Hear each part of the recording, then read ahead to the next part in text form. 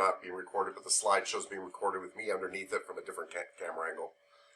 And so it will be available. I'm sure, I haven't looked, but I'm sure in Canvas under the lecture there are past reviews in these slots too, where you want to watch them. Today I'm focusing very much on things that I think are important for two reasons. One is they literally could show up on your test tomorrow. I'm not wasting your time with something that I don't think is basically going to show up on your test. I say basically because I'm not promising that everything out of my mouth is going to show up on your test. But what I'm trying to say is I think these are things that are very key to the test tomorrow and or your daily practice as a massage therapist. Like if you ask me for the 20% most important stuff of this course that will actually matter, this is it.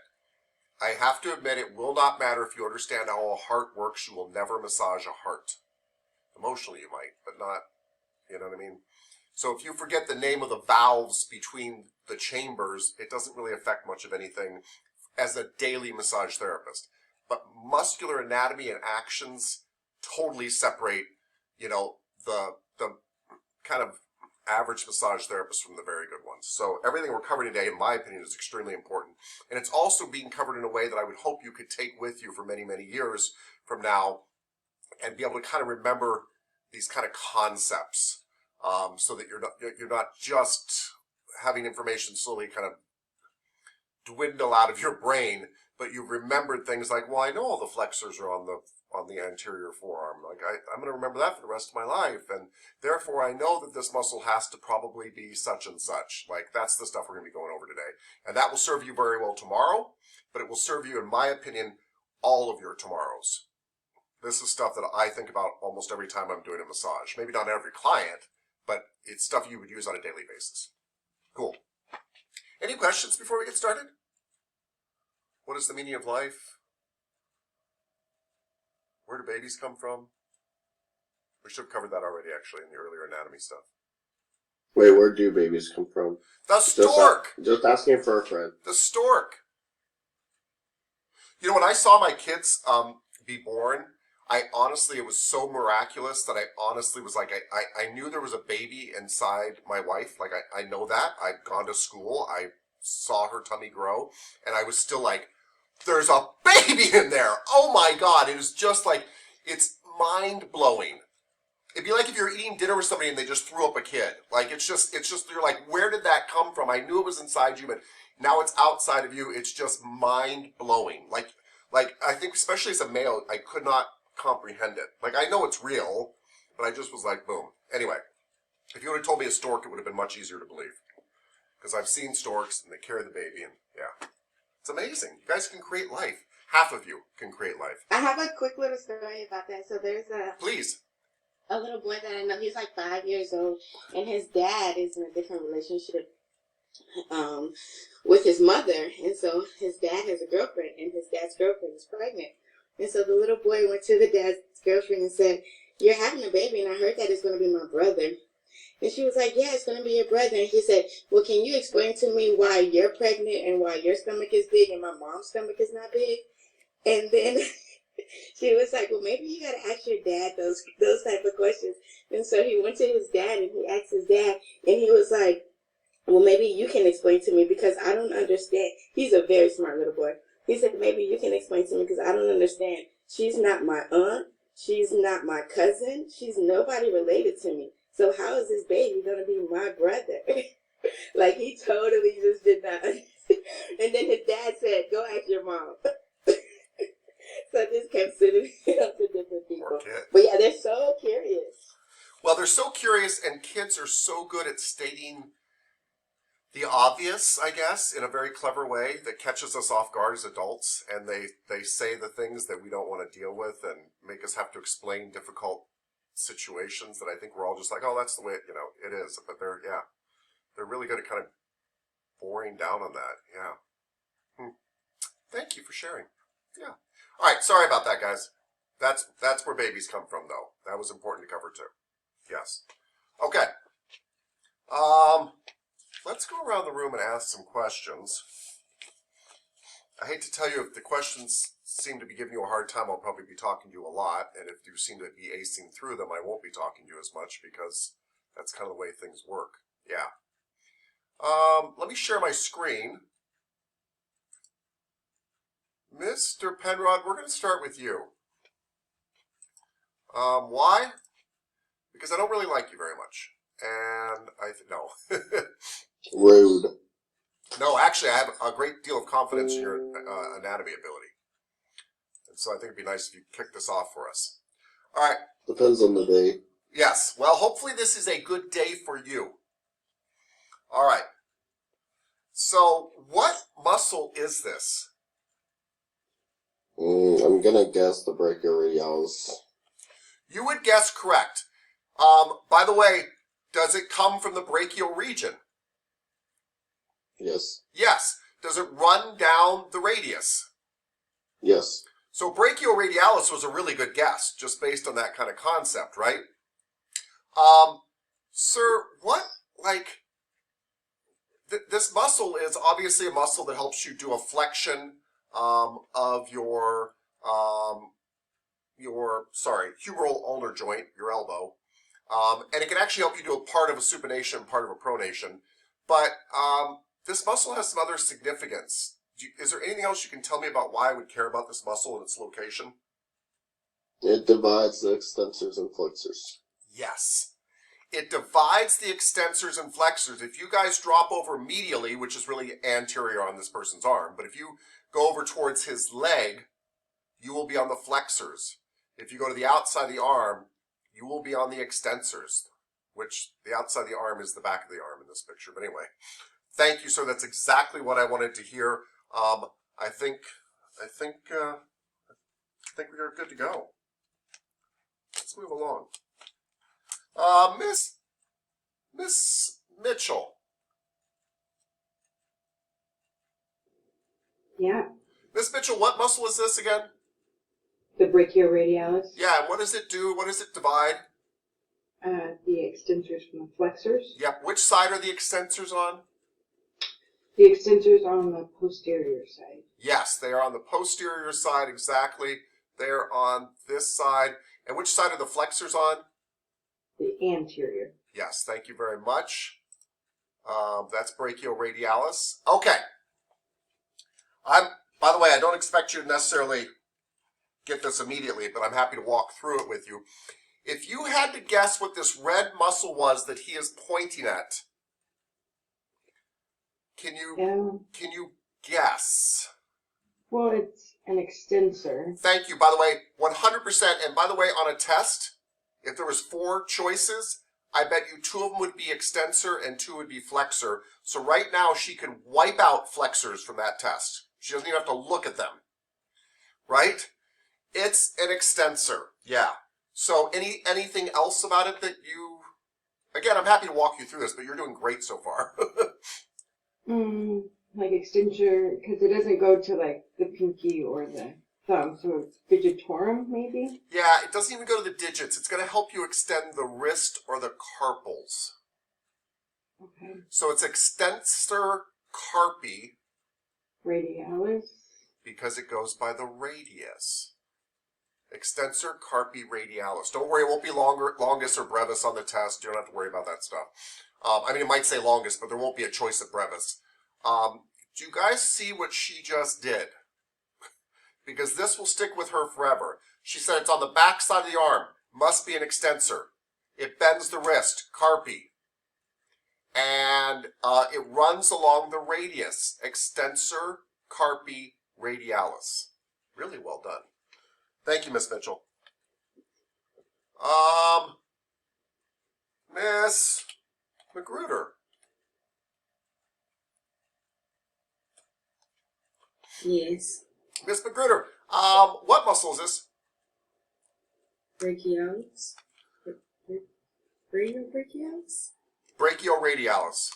Brachioradialis. I think you flipped them, but that's all right. We'll take it. Yeah. It divides what from what? Extensors and flexors. Yeah. Thank you. What muscle is this? The extensors. Yep. Love what she just said. Love the thought process already.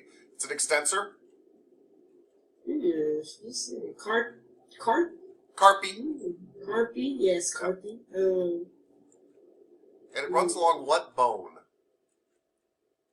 Ulnar? Does your ulnar go to your thumb? No, radius. Okay. So, put all that together. Extensors carpi radialis. Yeah. Extensor carpi radialis. Longest and brevis because they're both kind of in there. Don't worry about that. But yeah, nicely done. Let's try one more, man. What would this one be down here then? Another extensor. Uh-huh.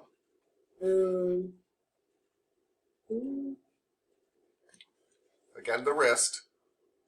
Oh, it's also carpi. Mm-hmm. Extensor carpi. Would that be the ulnars? That would be a darn good guess, wouldn't it? Yeah.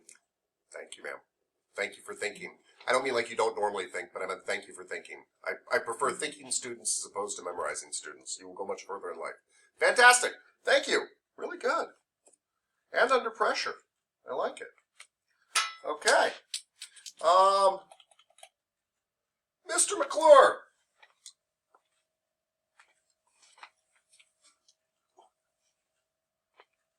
Brachioradialis. That's right, sir. It divides what from what? Extensors and flexors. Yeah. Hey, what? Give me an action or two of this muscle. What does it do? It supinates. It does help supinate because it can help pull you up a little bit, and it can help pronate. Flexes the elbow. What? Flexes the elbow. Flexes the elbow. Thank you so much. And what's the name of the elbow? Femoral ulnar joint. Good job. Nicely done, sir. Brachioradialis. Good. What is this? Extensor carpi radialis. Extensor carpi radialis. What does the extensor carpi radialis do, by the way? Don't overthink it. Extends the carpi. Yeah, extends the carpals. Extends the wrist. Yeah, extends the wrist. Yeah, I love it. Okay, what's this? Extensor carpi ulnaris. Extensor carpi ulnaris. I love it. All right. What do you suppose this is? And you might need me to walk you through a little bit of it. Hopefully you know the first word of this. Extensor. Yeah. Digitally. Is it going just to the little pinky? Or does it look like it goes out and branches out up there at the wrist? There's a little shadow. I can't see where it ends. Yeah, but you see like all these little tendons coming off it, almost like there's 4 tendons going off of it.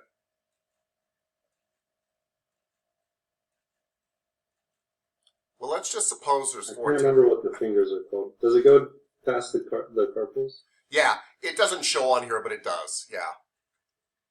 So this is extensor. What do we call stuff that goes to multiple fingers? Digiti minimi is 1. Right. What's if it's like 3 or 4? I'm reaching. These lectures were hard for me to stay focused in. I was having a tough week. Yeah, it's okay, my friend. It really is okay. You're doing fine. Digitorum. So if that's the case, what is this muscle? Extensor digitorum. Yeah. It's probably, by the way, extensor digitorum longus, but that would be enough. Extensor digitorum. Oh, there you go. Bam. Nicely done. Okay. This one's tough because it's pure memorization. Arconius. Yes! Yeah. I'm fascinated. I just think that's like, if I asked, by the way, 99% of massage therapists, they wouldn't know that, like outside of school, because it's just not something you think about very often. I don't know that I would know it if I didn't teach massage. Honestly. It reminds me of the end of a broom, and you use that muscle when you're sweeping, so that's how I remembered it. Oh, I like that.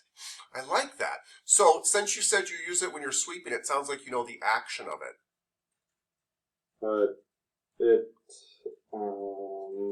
Yes, you're doing it. Pronates?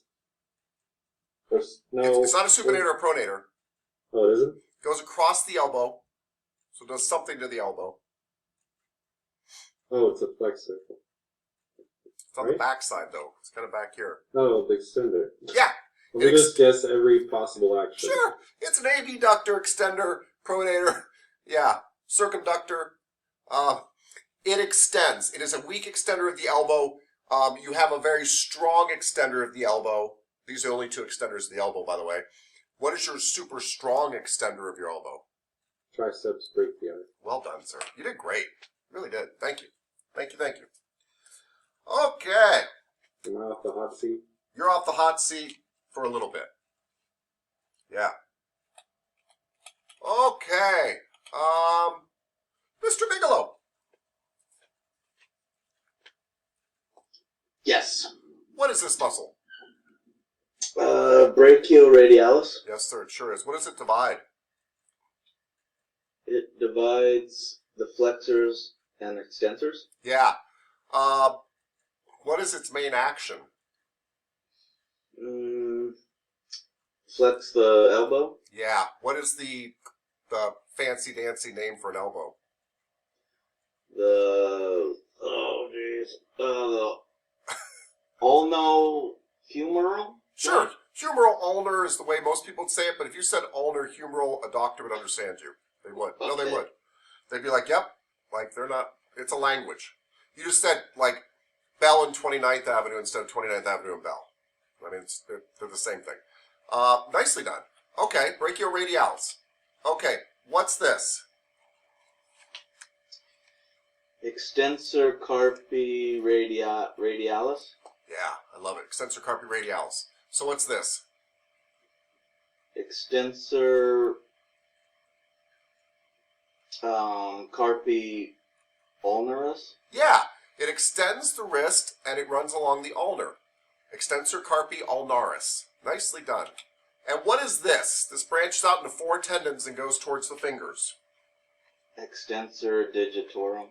Yeah, extensor digitorum. Nicely done. And what's this? Anconius. I love it. And what does the anconius do? Extends the elbow. Yeah, what was the name for the elbow again? The elbow. That was a humeral ulnar joint. Perfect, sir. Really well done. Really well done.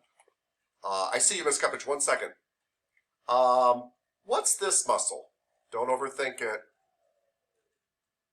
Looks like the same one we just said. What is that one?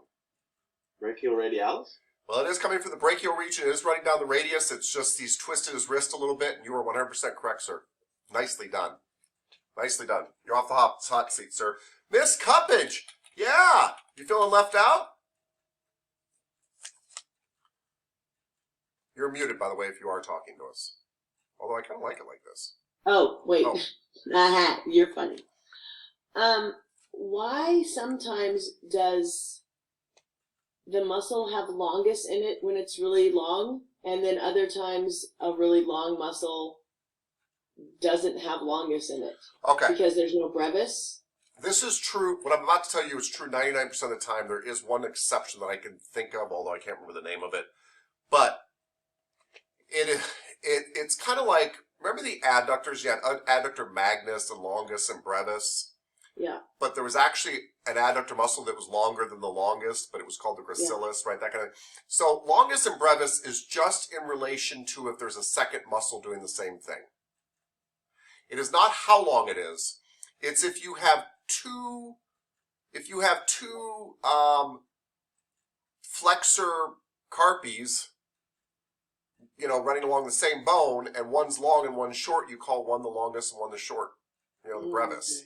So it's just if there's two present. And what happens in the forearms and feet a lot is that you have some short stuff in the hand that does the same thing. Like you've got things that flex your pinky in your hand, and so it becomes flexor digiti minimi brevis. And you've got things that might flex your pinky way up your arm, although this doesn't actually hold true what I'm telling you right now. But if you did have something long up the arm, that would be flexor digi minimi longus. So it's when there's two muscles present doing the same thing along the same area. And usually, if you had to guess, this won't come up in the test because I'm not maniacal. But if I had to guess, stuff up the arm and up the leg is probably longest. Stuff in the hand and in the foot is probably brevis, right? If there's two present, right? If there's two things doing that, you know, because, but it doesn't always work that way because sometimes, by the way, there isn't two things doing that. So then it doesn't have longus or brevis in it at all. They just leave it out. There tends not to be a junior and senior unless there's two. Yeah. Okay. Yeah. But since I have you here in this lovely morning, Ms. Cupage, Yes. what muscle is this? Brachioradialis. Yes. What does it divide? Extensors and flexors of the arm. Yes. By the way, there's a bone that also divides the extensors and flexors of the arm on the other side of the arm. That's a very confusing way I put that. But we've got the brachioradialis on one side, and we've got a bone on the other side dividing the flexors and extensors. You know this bone. It makes up your elbow. The ulna. Thank you. Thank you. Okay. And what are the actions of the brachioradialis? Extensor. Extends. Really? Extensor. So from the front of the arm, it pulls it to the back? Don't look at your book. Don't do that. In the front of the arm. Don't do that. It's in your head. All knowledge is inside you, my child. Yeah. So, flexing, but flexing happens in front, and this muscle looks like it's in, if this muscle shortens, where's this guy's hand going to go? Up. Okay. And towards the body. Okay, and what happens when the elbow bends up towards the body? It is called a flexion. Okay. So would you like to change your answer? Yes. I'd like to change the flexion, please. Thank you. Good job. Okay. By the way, it's nitpicky, but it can also help to supinate and pronate. If the wrist is a little bent, it can help pull it back over. But you gave the more important answer, which is a flexion of the elbow. What is the technical name? Yes, what you're doing right there. Flexions usually happen in front, not always, and they're closing an angle. Your angle's getting smaller there. Good. And I just forgot I was going to ask you. And I really wanted to ask you. Oh, what is the technical name for your elbow? Your radial-ulnar joint. So. Or your olecranon. What do you want? The joint. I want the correct technical answer. name is the olecranon process. Okay, that is electron process is the name of your elbow. It's the bump back here. Yeah. How do we name joints? By saying the two bones that come together. Okay, so olecranon process is a bump on a bone. So what two bones come together to make my elbow? The radius and ulna. No. Your humerus and your radius. It is true my humerus and radius do come together, but the stronger connection is actually at my ulna. So your humeral ulnar joint. Yeah, that's my elbow. Yeah.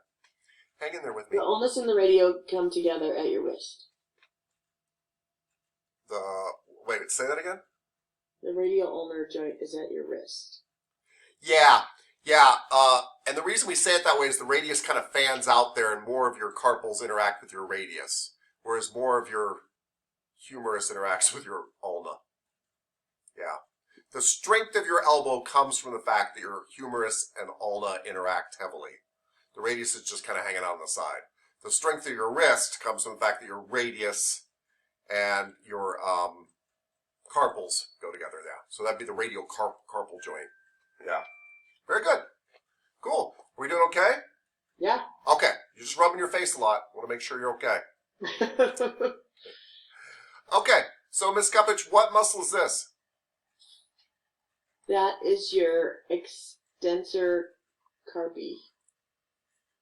Carpi longus brevis. Carpi longus brevis. So now we have Your extensor, right?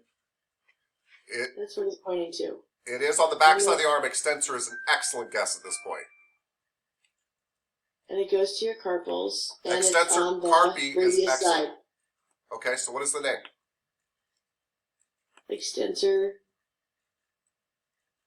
I mean, you've told me the name like almost in like English. You just need to kind of put it back in Latin. Extensor radial carpi.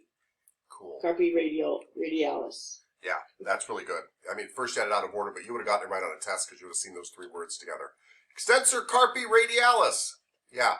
This says longest and brevis. You can't see the brevis. It's running underneath there. Don't worry about that. They're both there, though. There are two muscles there. That's why they're doing that.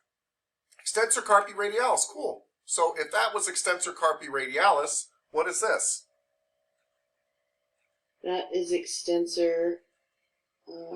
It looks like it's going to the ulnar side. Extensor, ulnar to the. That's really shadowy. Is that the one that's going to the pinky or the digits or just the rate? Just the wrist. Just the wrist.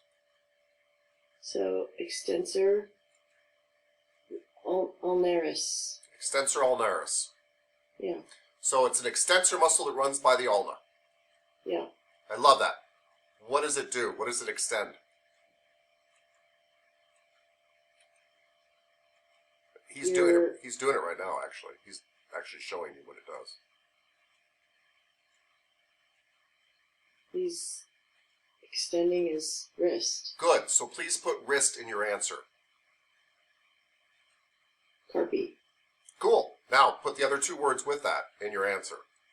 Extensor carpi ulnaris. Say it one more time. Extensor carpi ulnaris. Good job. Thank you, ma'am. All right. Now this one is running to your fingers. All four of them.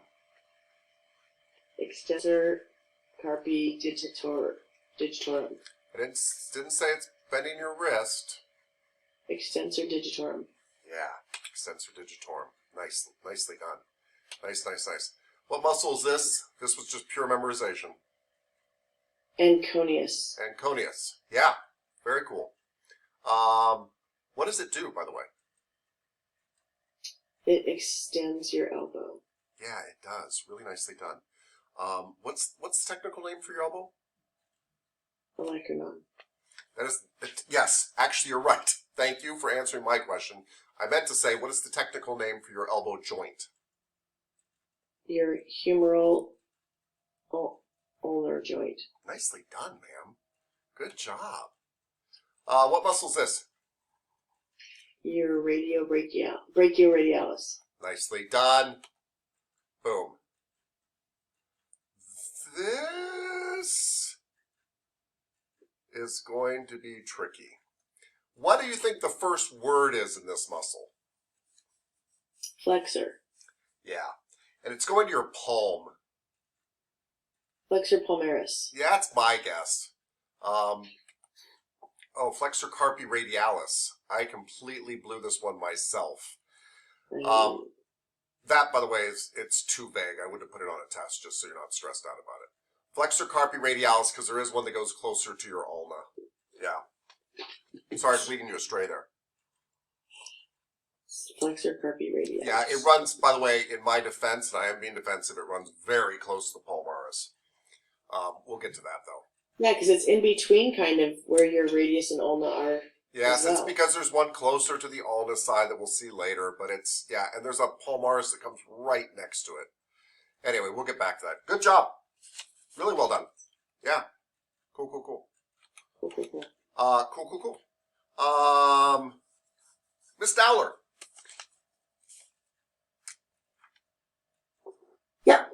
Hi, Miss Dowler. Miss Dowler, what muscle is this? The brachioradialis Yes, ma'am, it is. What actions does it have?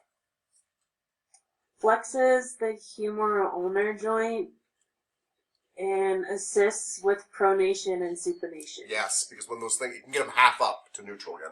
Nicely said.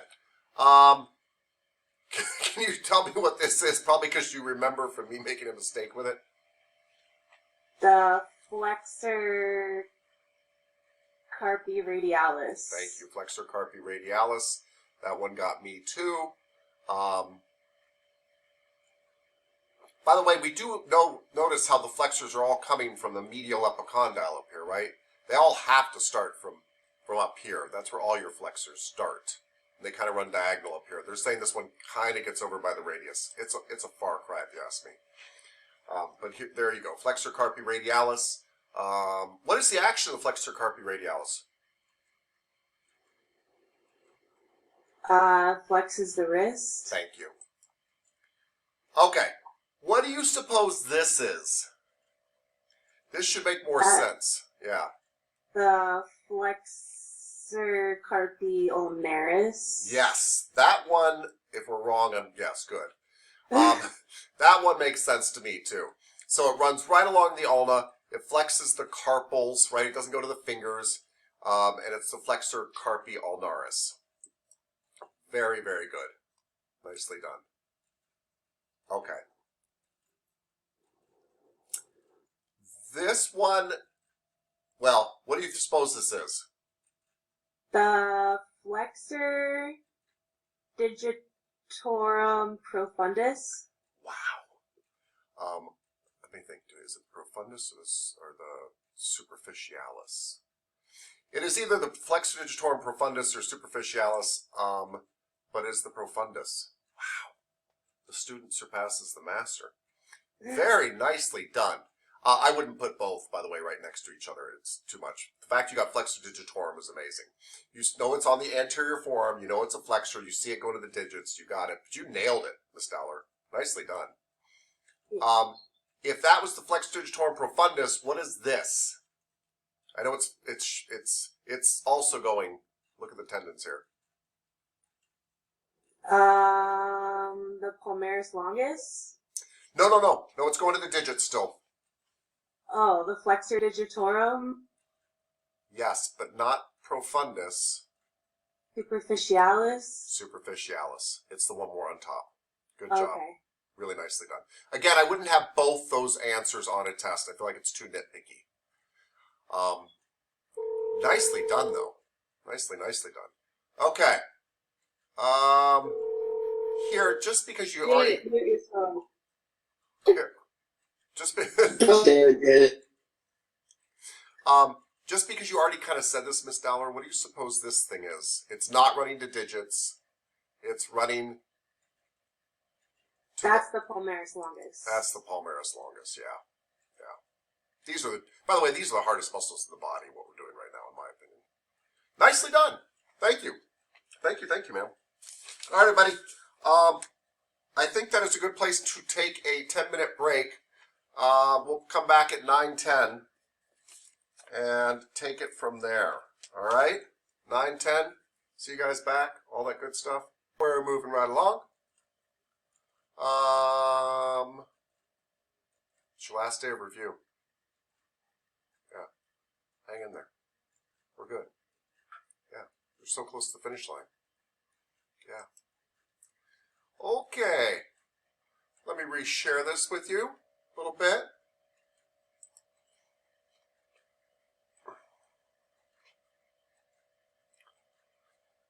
All right. Miss Zwick. Yes. Yes, Miss Zwick. Have you had your coffee? I don't drink coffee, but I had tea. Oh, good. Okay, you've had your caffeine that we discussed. Yeah. Excellent.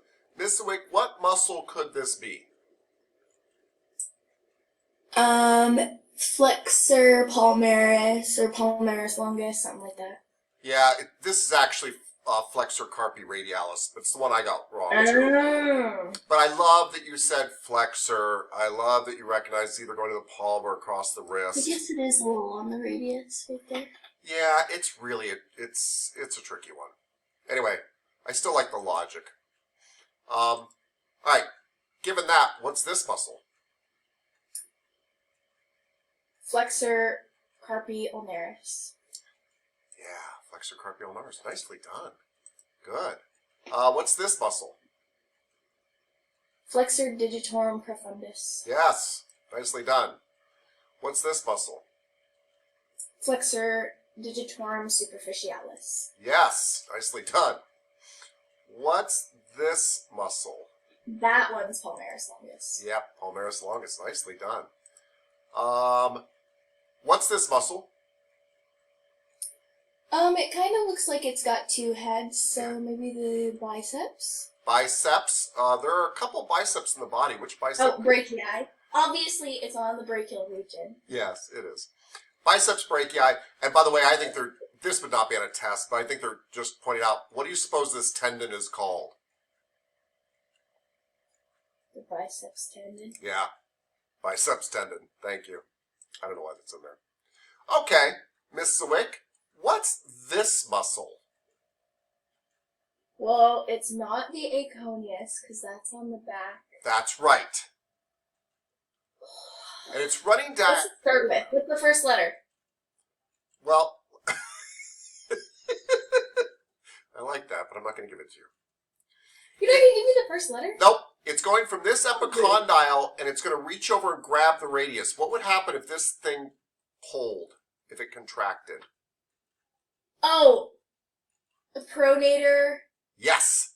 She's exactly right, guys. It would pull the radius over on top of the ulna. It would flip the hand over. That is a pronation. She is already right. She's already said pronator. The question is, there are two. Terry? Pronator teres. Nicely done. Nicely done. There's pronator teres. What's this muscle? Wrapped around the radius.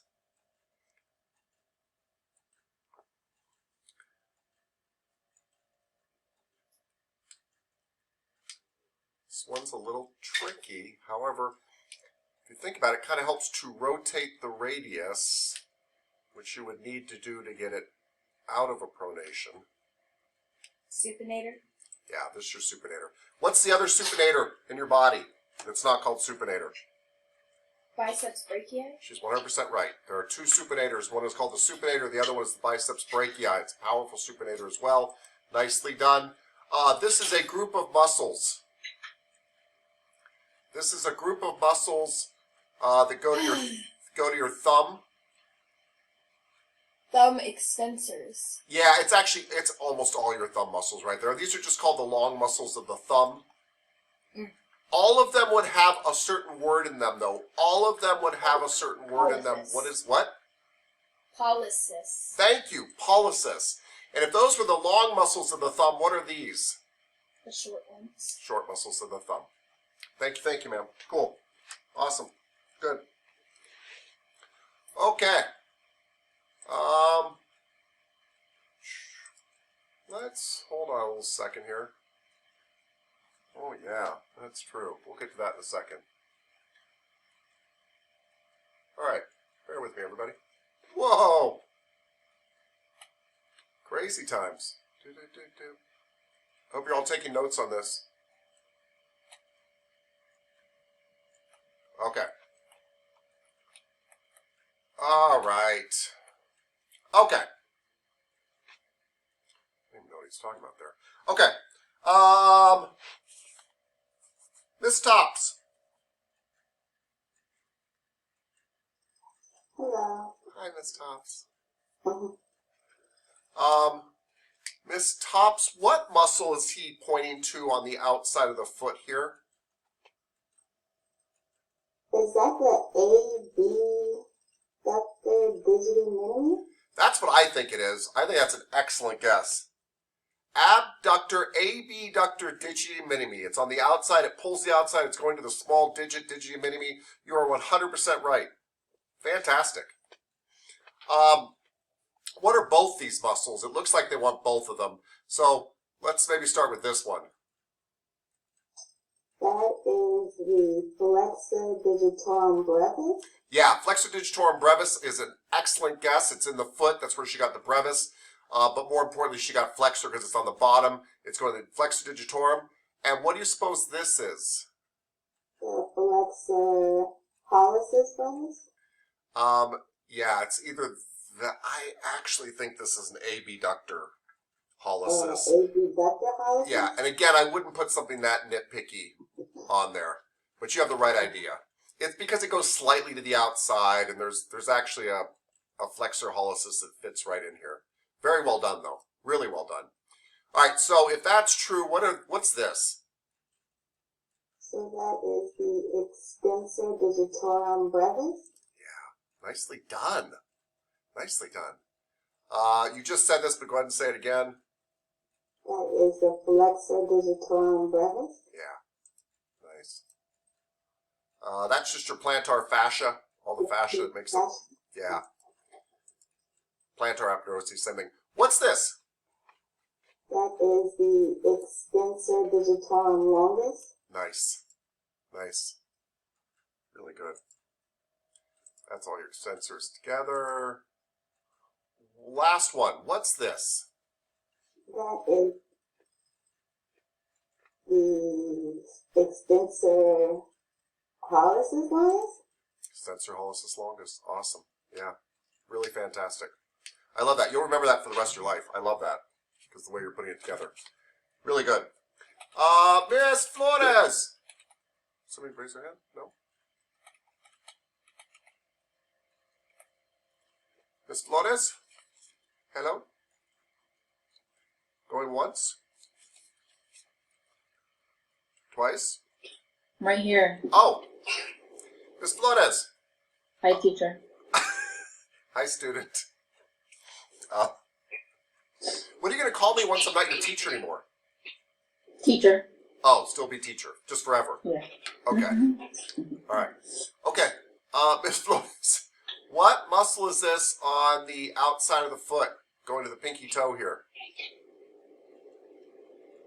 Is it the abductor digitimus? It is the abductor digitorum. Nicely done, ma'am. And what two muscles are these? What's this muscle here, this kind of thick one going to these four toes?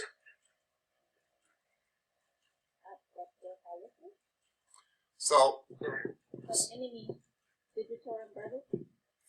okay. Wait, say it again. I think the last one was right, but can you say it again? Say which one again? I forgot already. Tell me what this one is that's running to the four toes. Is it the flexor digitorum brevis? Yeah, I like that. We'll take it. I heard the other one. Awesome. All right, what's this?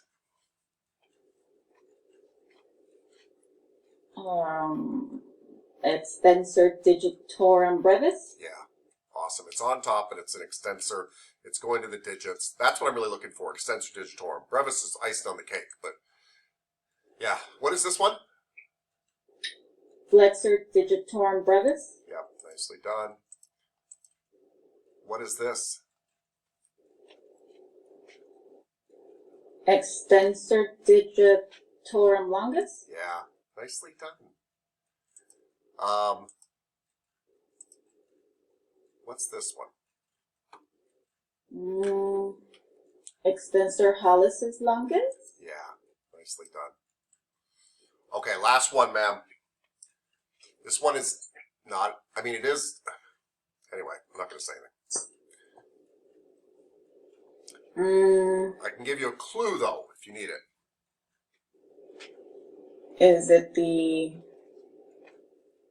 tibialis anterior? It is the tibialis anterior. Why did you think it was the tibialis anterior? Because I don't know. Okay. The most important thing, because I don't know, the most important thing to remember about the tibialis anterior starts on the lateral side and crosses over the foot. It's how you know it's the tibialis anterior. It's super duper important. Nicely done, Ms. Flores. Thank you. Thank you, thank you. So it goes diagonal across your shin. Yeah?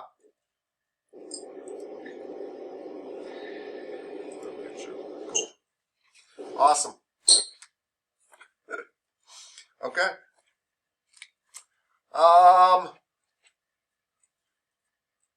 Miss Juntapone.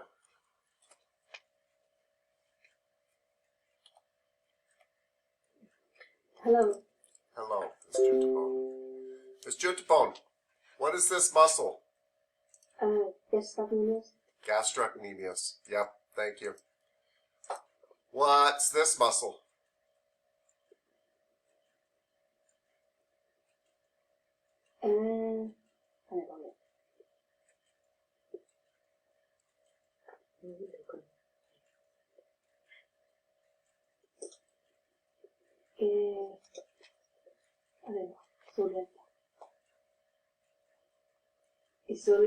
Soleus, yes. It's a group project.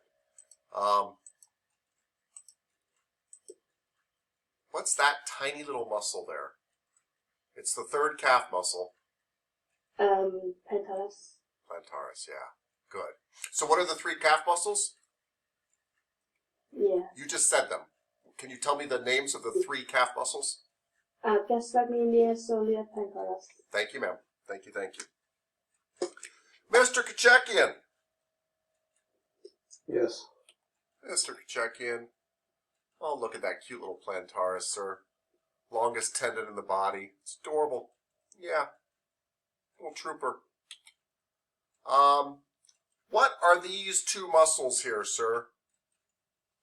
Running on the lateral side of the leg. Are those the peroneals? Sir, they are the peroneus longus and brevis, or the peroneals. Nicely said. Can you tell me the other name for them? Oh. Yeah. You almost said it when you went off. They run I along. did. What? Sorry, what was that? They run along what bone out there? The fibula? Yes.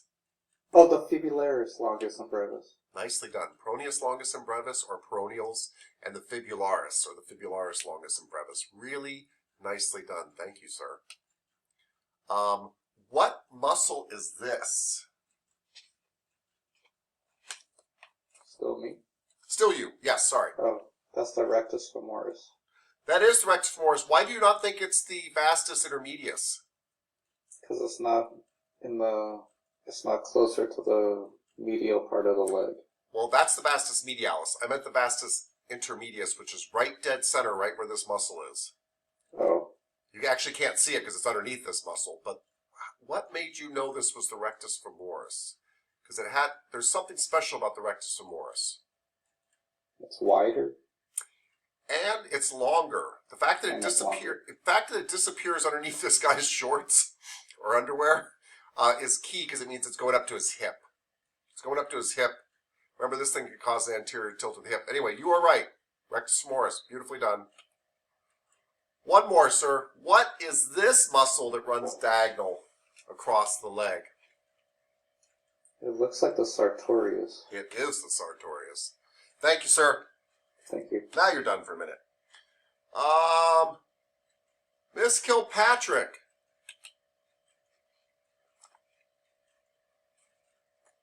Yeah. Miss Kilpatrick, what muscle is this?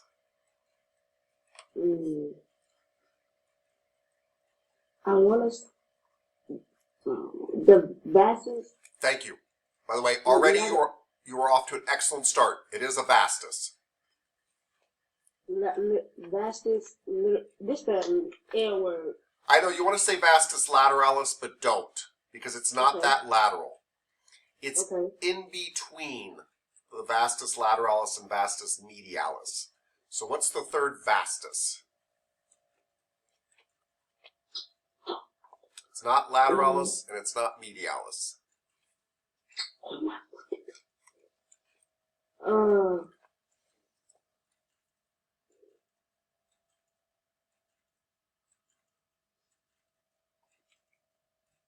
Yeah. That's okay. You can tell me, by the way, you can say the name of the four quads, and So you said not the vastus medialis, not the valus intermedius. vastus intermedius. Yes, ma'am. Vastus intermedius. Nicely done. I know it looks like it's on the outside of the leg, but really it's on top. Okay, so what's this then? I must have said that already, huh? Yeah. Yeah, you did. You know this. The vastus lateral. Yeah, you're saying it. Just say lateralis. Vastus lateralis muscle. Beautiful. Nicely done. So what's this teardrop muscle right here, then? Yes. Not the. Probably is. Is we still in the vastus? I was going to say something totally different. Yeah, we're still on the vastices. It's still part of the quads up here. The vastus medialis? Yes, ma'am. Nicely done. Thank you. Thank you. Okay. Good identification. Mr. Nochin. Hello. Hello. Mr. Nochin, what muscle group is this? Hamstrings. What are the two actions of the hamstrings, sir? Flex the hip and knee. Let's see. Flex the knee is correct. It bends the knee and back and closes that angle. What does it do to the hip? Extends the hip. Extends the hip. Excellent. Thank you, sir. All right. What muscle is this, sir? The video proximus. Yes. What's its major action, by the way?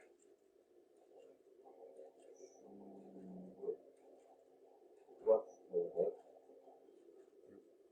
Really into the flexing the hip thing. Flexing the hip has to happen in front, so the muscle has to be in front. What happens if it's in back? Extends. Extends the hip, yeah. It also does a lateral rotation of the hip, but extend the hip is excellent. Thank you. Okay. What is this muscle? Yes, it's gluteus medius. Thank you, sir. Since it's on the side of the hip, what kind of action does it probably produce? Abduction. Nicely done, sir. Abduction, yes. And then what's this little muscle? Yes. By the way, it can do an abduction too, but what else can it do? It's your favorite answer. Flex the hip. Thank you very much, sir. Yes. Miss Langford. We just went from posterior to anterior, what max, med, min. If we keep going more anterior, what's this next muscle? Miss Langford.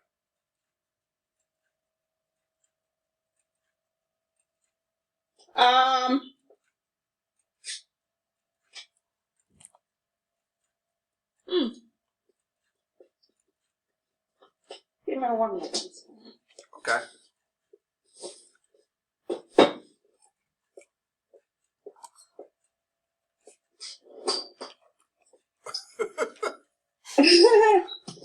Okay, let's see. So that is the, I have no idea. Is it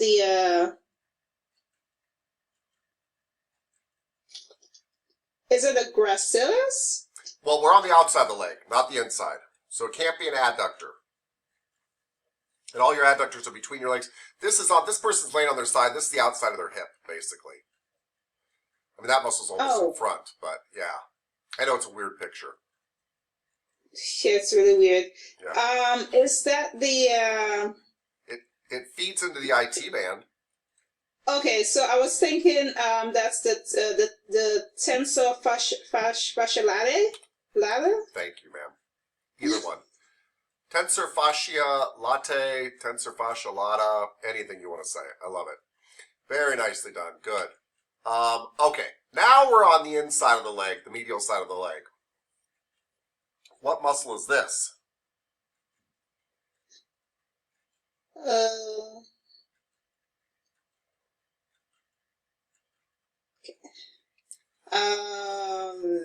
That's one of the adductors. Great.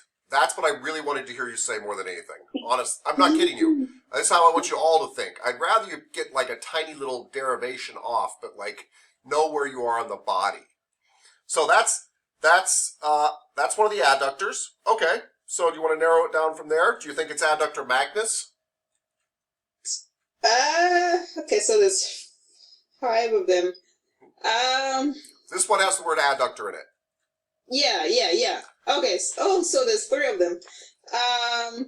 So do you think it's the magnus?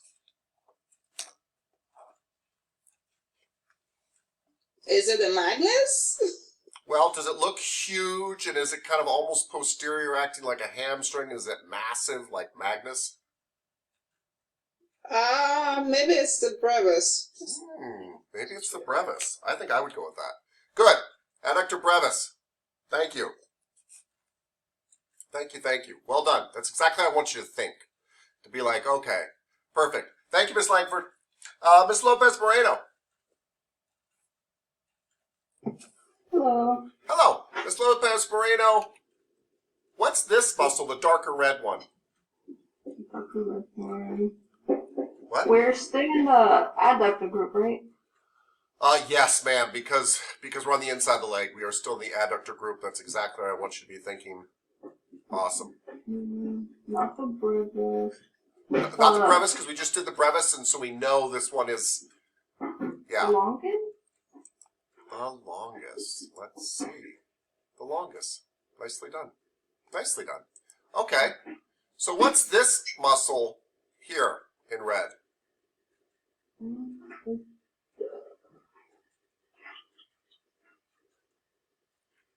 It's still between the legs, but it's very far back. It can almost act like a hamstring. I wonder why.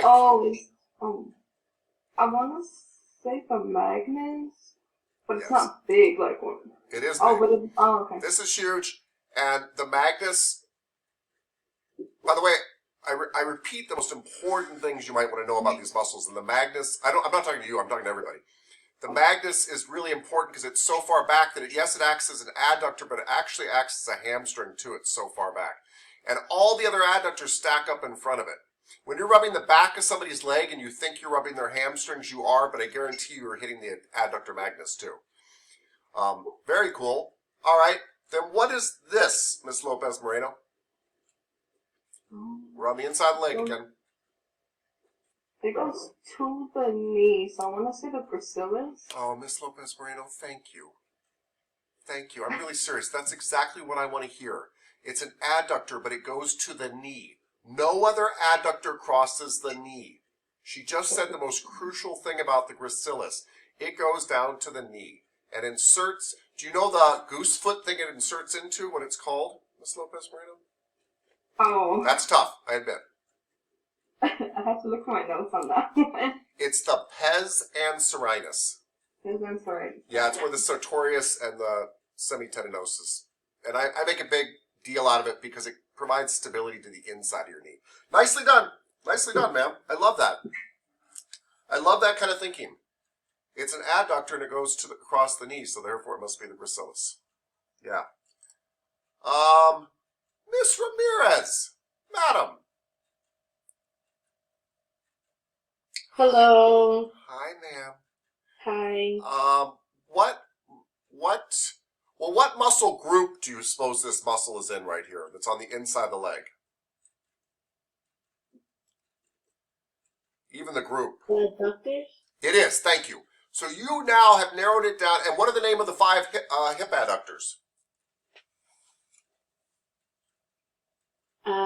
Adductor brevis, adductor longus, adductor magnus, Yep. gracilis, and pectineus. Mr. Ramirez, that was beautiful. Okay, so we're taking a test right now, right? And you already are halfway there because you know this is an adductor, right? So does this look like adductor magnus? Does it look huge? No, it's not. Okay. Does it look like adductor longus? Does it look long at all? No. Okay. Does this look like gracilis that Miss Lopez Moreno just told us goes down across the knee? No. Good. So if I knew nothing, I would know that only leaves 2 adductors left. I don't mean you know nothing, but I just meant like if I was just trying to guess my way through this, I'd be like, this has to be adductor brevis or pectineus. Now, somebody already called out adductor brevis. So, what do you suppose this might be? Pectineus? Yes, it is. Nicely done. Really nicely done. By the way, everybody, I don't know that I would just, if you just threw up a picture in front of me, know the difference between the brevis and the pectineus. I'd have to really think about it. And our test does not get that nitpicky. It will not give you those 2 answers for a muscle that looks really, it's really hard to tell which it is. Awesome. Okay. Miss Ramirez, this is on the outside of this person's leg, this muscle and this big band of fascia that runs down the outside of the leg. What do you suppose this big band of fascia and this muscle are called? They're two different things, really, but...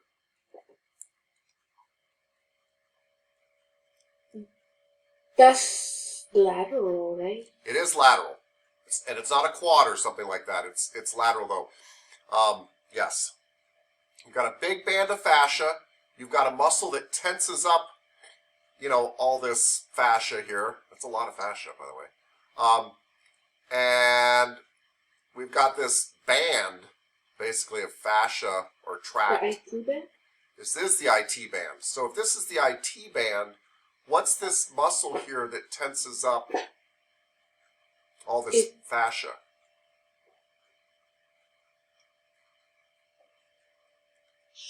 Tenses up lots of fascia. This is the IT band. Mm-hmm.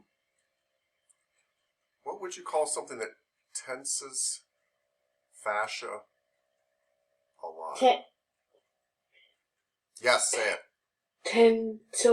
Tentofasciolata? Yeah, thank you. That is the iliotibial band or the iliotibial tract or the IT band, and that muscle up there is the tensor fasciolata. Nicely done. Here's they're going to ask you about it again. It's this tiny muscle up there. IT bands are super duper important for all sorts of reasons. Last question, for right now at least, Miss Ramirez. What is this muscle that runs diagonal across the thigh? It runs diagonal across the thigh. It's the only muscle that runs diagonal across the thigh. Nicknamed the Taylor's muscle. Sartorius? It is the sartorius. Nicely done, ma'am. Thank you. My pleasure. Okay. Miss Ratana.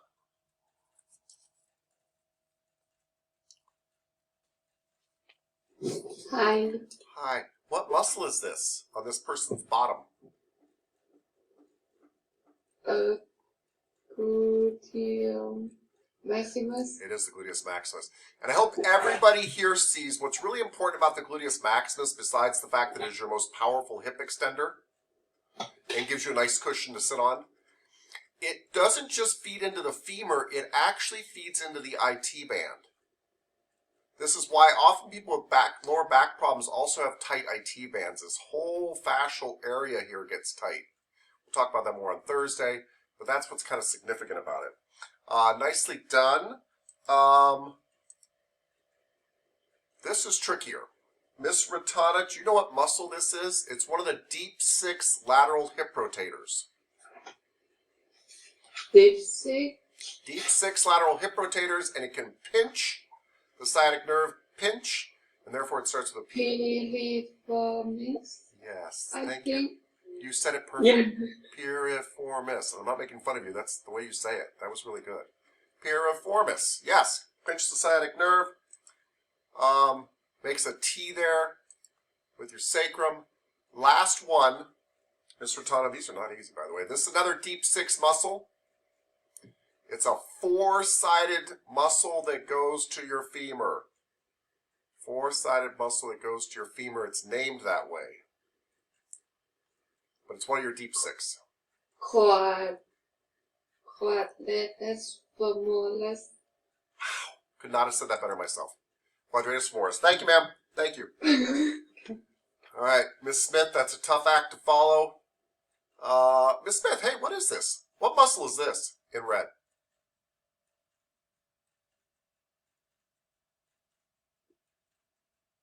Muscle? Yeah, I was trying to trip you up. Didn't work. Okay, sciatic nerve. Thank you. I just was, yeah. That was mean. I thought I really didn't know what was going on. Yeah, well then you're like, what thing has a tendon going up there? And like, but it's good. That's good. All right. What muscle is this inside the crest of the ilium, going down to the lesser trochanter of the femur? Iliacus? It is the iliacus. We don't usually, it is 100% the iliacus. That is 100% the correct answer. We normally like, well, let's wait. We'll put it all together here in a second. There's your iliacus. What is this? Psoas major. Psoas major. By the way, not everybody has a psoas minor. It's this tiny little muscle that's down in here if you have it. Not everybody has it. So, we normally don't talk about the psoas major and the iliacus separately. We talk about them together and we say what? The iliopsoas. Yes. You guys will say it so much once you become massage therapists that you will forget about the psoas major and the iliacus, and you'll just think of these things that kind of connect your belly button to your leg and help you do a flexion of the hip. Yeah? Nicely done, though. Boom. This is in here. I've mentioned this before, but this is in here because if you are going after the psoas major directly through the stomach, which you can do, I think you're crazy, but you can do it. If you feel a pulse under your fingers, you are blocking the abdominal aorta, and you might want to remove your hands from it because you're blocking all the blood to their lower body. They will not instantly die, but it would be a good idea to get off of it. Okay, Ms. Smith, what muscle is this? Iliocostalis. Goes from the crest of the ilium. What? Longissimus? Do you have a third guess? Or was I right? Was I right? Or left? I don't know. Well, it's a vastus of some kind. Miss Smith, I'm just messing with you. Yes, it goes. You are doing excellent. It goes from the crest of the ilium to the costals. Oh, I thought you were telling me I was wrong. I'm sorry. No. Well, I was messing with you. Iliocostalis. You're great. You changed your answer though, right before I could even tell you that. I got nervous. You're doing great. I have test anxiety. You're doing great. Oh, that's nothing. You're gonna do fine tomorrow. I mean, what could go wrong right now? You got a great grade in the class. You just got engaged. You know. True. Worst thing is 3 minutes of humiliation, and that's it. It's all over. So, what? And we all struggle with this. I would struggle with this. By the way, if I was on camera and Mystery Bar was calling on me random things, I'd be like, it's very hard, right? Yeah. So, what muscle is this, madam? Longissimus. Yeah. And the real key to it being the longissimus is it gets all the way up to the head. Very important, right? Longissimus. Nicely done. And what is this? I don't like this picture because they're showing you the right half down here and the left half up there. And so you don't really get a feel for the whole muscle. But anyway, what muscle is this? The spinalis. Yeah, it attaches to the spinous processes of the vertebrae. It is the spinalis. All three of those muscles, all three, the longissimus, the iliocostalis, and the spinalis, all three of those, when they work bilaterally, both sides, do what to your vertebral column? They extend. She is 100% correct. They cause an extension. They pull your back back. They're behind your back. Of course they pull your back back. What if they work unilaterally, just one side? Rotation of the spine. Actually, you could be right about that in some ways. But think about just pulling on one side. Lateral flexion. Lateral flexion, thank you. Nicely done. There's a little bit of truth, by the way. The individual fibers probably could do what you're talking about. Nicely done. You're off the hook. Miss Stewart. Hi. Hi, Miss Stewart. Miss Stewart, what two different muscles are these? The multifidi and rotatories? Yes. Which one is on top in the picture? I don't mean most superficial. What? Multifidi? Yeah, and how do you know that? You are correct, but how do you know that?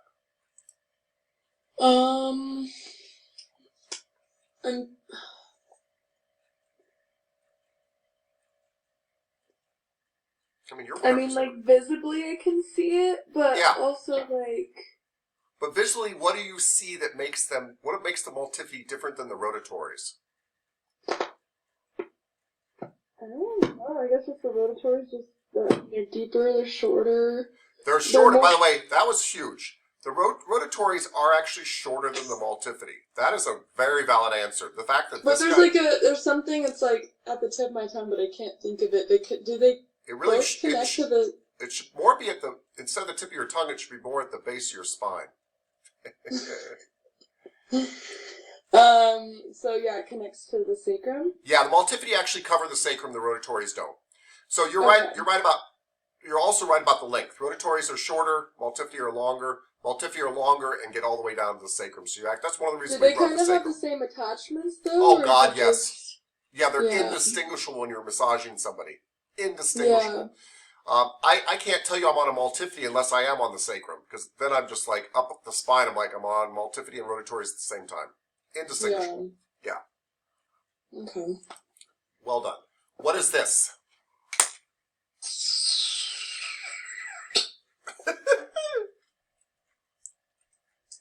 I'm so bad at neck muscles. It is hard. Well, it is going from your spine to your head. Splenus capitis. Oh. Yeah. I Eee. thought you were bad at this. Splenius capitis, yes. It inserts everybody into the mastoid process up here. We actually know 4 muscles that insert in the mastoid process up here. Can anybody tell me what 4 muscles insert in the mastoid process? There's 3 that are really important. I know the longissimus. Thank you. That was fantastic. Capitis. Capitis, and then I'm gonna pray. Sternocleidomastoid. Yes. Yeah, those are the 3 important ones. There's a superhighway that goes in there too, but you just named 3 really, really important ones because they all triangulate. So the longissimus can actually fight with the sternocleidomastoid and the splenius capitis. All those can kind of argue around and stuff. So that was fantastic. Really well done. Thank you, ma'am. Thank you, thank you. Do you want to do one last one? It is a neck muscle. These are the speed bumps of your neck. They only go a part of your spine to your head. Is it also splenius? Is it splenius cervicis? Well, that would go to your neck. This is part of your spine. They don't do the whole thing. They're kind of semi-spinal muscles, and they go to your head. Oh, semispinalis? Semispinalis what? Goes to your head.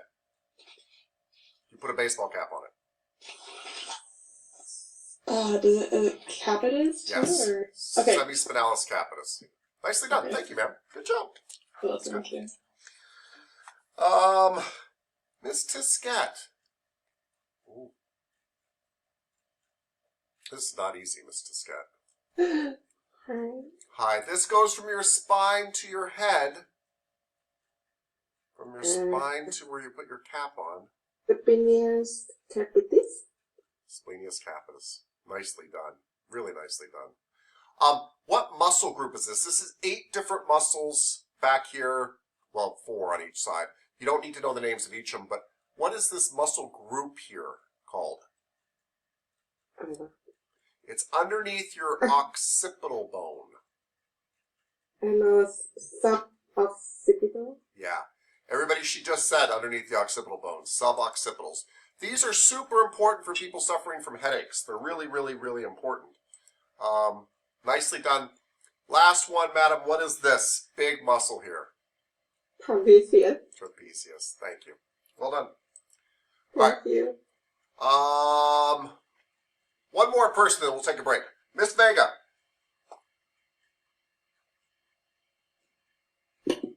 Yes.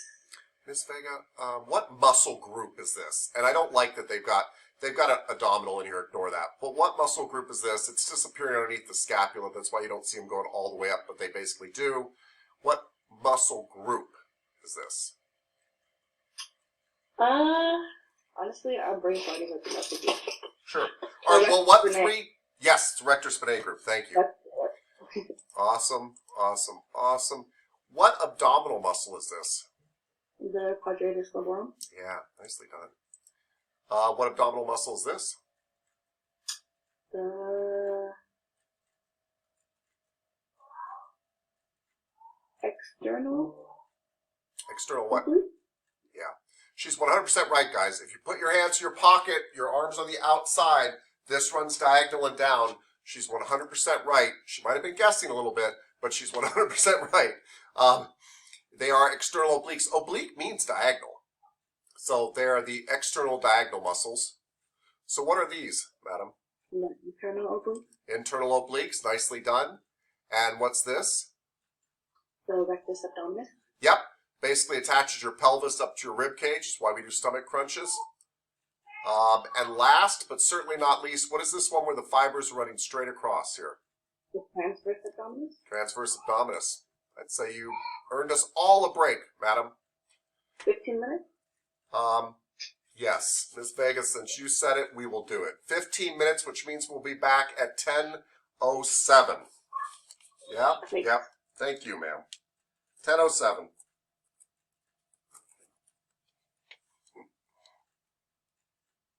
Ready? Come on back in. We're returning from what I like to call a Miss Vega break. She got you 5 more minutes just by asking. It's amazing. Got less than an hour to go here. Bear with me. All right. Let's see. Okay. Mr. Bigelow. What's this muscle? Let's see. Is that the levator scapula? Is it going to a scapula? I guess not. No, because it's not going with that. Never mind. The scalenes. Is it inserting into the transverse processes of cervical vertebrae 1 through 4? No. I was really praying you were going to get this one right. Yeah, let me think about it. Well, I'm gonna while you're doing that, I'm gonna bow my head down in prayer and just. Oh, okay. So yeah, the prayer muscle, is that the? Oh, jeez, is that the sternocleidomastoid? Well, let's see. Is that kind of the sternum right here? Say yes. Yes. Is this kind of the clavicle? Yeah. Sternocleidal. Is this the mastoid process up here? Yeah. Okay. I like your logic, sir. Excellent. Also known as the prayers muscle, by the way. Yes. Sternocleidal mastoid. By the way, I don't know if anybody nowadays calls it that. These are very old terms. I'm a very old person. Sorry, my brain is still on break, I guess. That's okay. You don't have anything to apologize about. We're fine. Let's see. Sternocleidal mastoid. All right, sir. What are these? These are going into the side of the cervical vertebrae. And attaching to rib. Well, this looks like the first rib. And these muscles can pinch the brachial plexus. The anterior and middle one can. Is this the scalenes? Yes, this is the scalenes. Okay. Anterior would be a little bit hard to guess, but your anterior ones go to the first rib, so do your middle ones. So good. Scalenes, yes. If that was your anterior scalene, what's a little bit further back? Just a little bit. What? Posterior. But not that far back. Huh? But not that far back. Not posterior far back? Yeah. Not anterior, not posterior. Oh, jeez, I guess, not anterior, not posterior. Yeah, what scalenes are found between, in the middle Intermediate? in the middle of the anterior and posterior? No, middle, I guess. Good. Now, this goes down to the second rib. By the way, they're the only thing that does. What are these?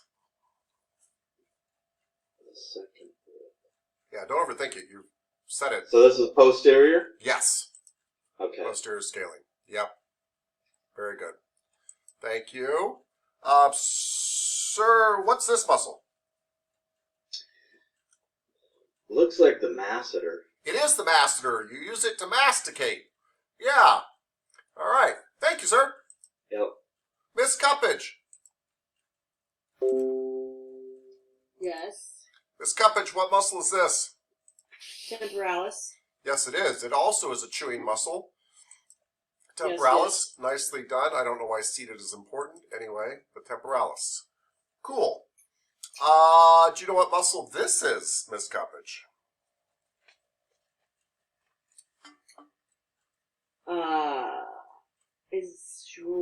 It's a stirrupy muscle. A Is streppy it a muscle? pterygoid? Is it a pterygoid? A streppy muscle? Stirrup. Like a little Oh, stirrup underneath. stirrup muscle. It is a stirrup muscle, actually. It's a really fascinating stirrup muscle. It's not a pterygoid, though. Pterygoids are up in your jaw more. Oh, I can see where you're going with that. Yeah, but anyway, it's not. You want to pass? It's not the hyoid, that's a bone. It's not the hyoid. That is a bone. But you're much closer now. Can you give me a letter it starts with? No. No? Nope. Cutting you off. I'm just going to go to the next person. Okay. Yeah, not to punish you, just move things along. Ms. Dowler, what muscle is this?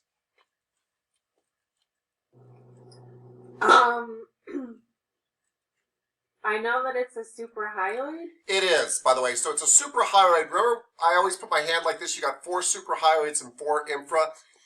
It is a suprahyoid as far as Tapscott's concerned because it attaches to that hyoid muscle with the stirrup that Miss Cuppage recognized. But it actually doesn't have the name hyoid in it because other people are like, well, technically it's not a suprahyoid even though it's up there. Is it the digastric? It is the digastric. Digastric means two-bellied. So, Miss Cuppage, that was actually really good where you said it was a stirrup. So you got a belly here and a belly here. And it is kind of part of the suprahyoids. Nicely done. So what muscle group is this, Miss Dowler? That would be the suprahyoids. Yes, suprahyoids. You got the mylohyoid and all sorts of stuff up here.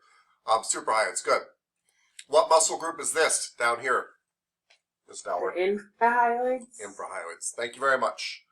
Miss Flores, what muscle is this?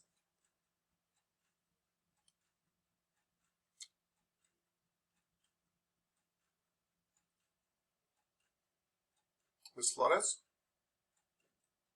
The deltoid? The deltoid. That's right. Miss Flores, it is the deltoid. Miss Flores, what muscle is this? It's only half of it, but what muscle is it? Is it the trapezius? It is the trapezius. I love that. Miss Flores, what is this big red muscle here? Going down kind of the side and back of this person's body. Is it the latissimus dorsi? Yes, ma'am, it is latissimus dorsi. Thank you. Miss Tops. Miss Tops, what muscle is this?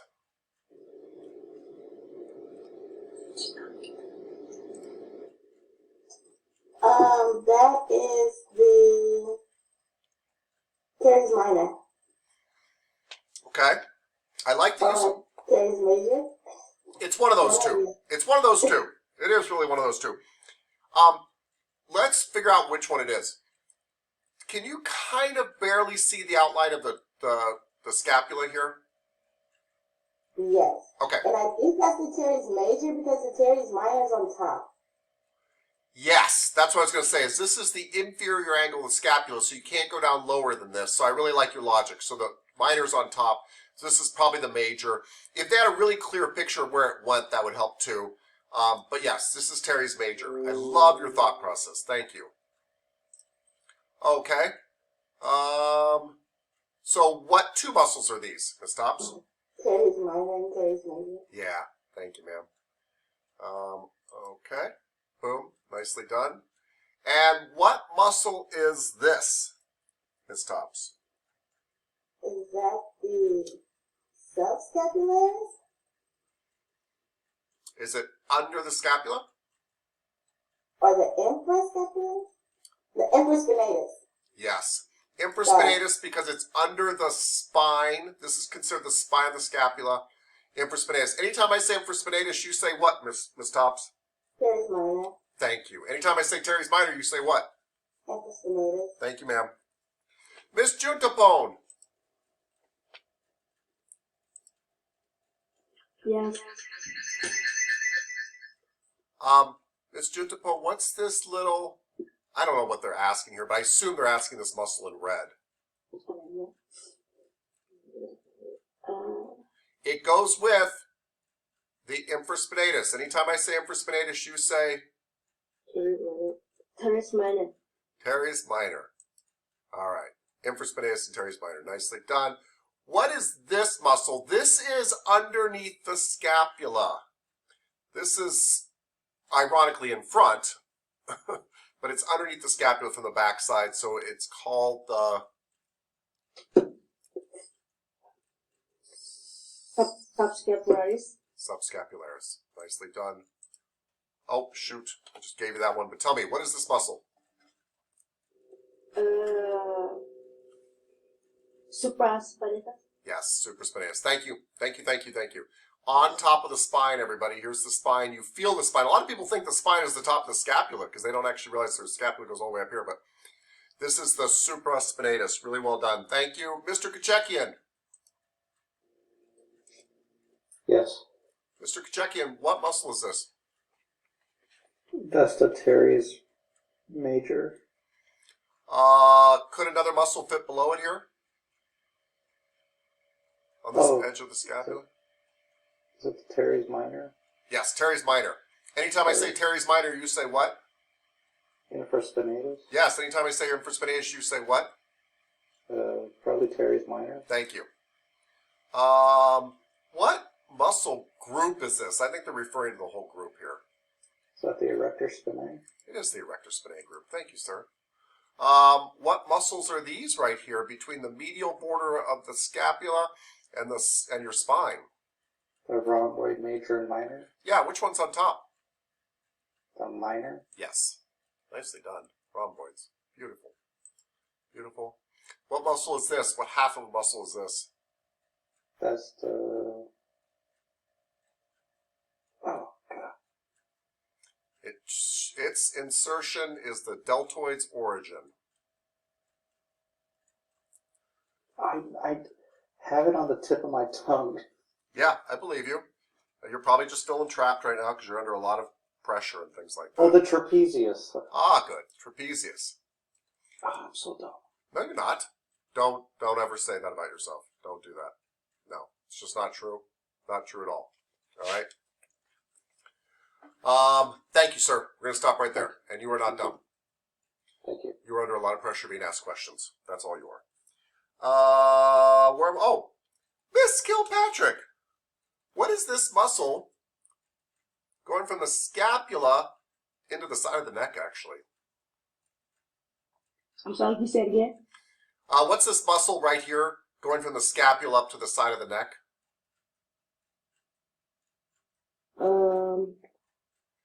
Levator scapula. I want to say. Yeah, say it. Say it. Say it again. Levator scapula. Yeah, that was beautiful. Don't second guess yourself. If it were contracting, it would elevate the scapula. That was nicely done. What muscle is this? I don't know if I like this picture, but it's a really big muscle back here.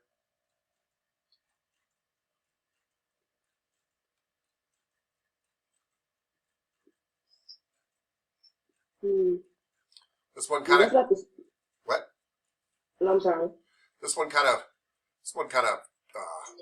I kind of trapped Mr. Kachekian with this question too. The trapezius. Yes, ma'am. Trapezius.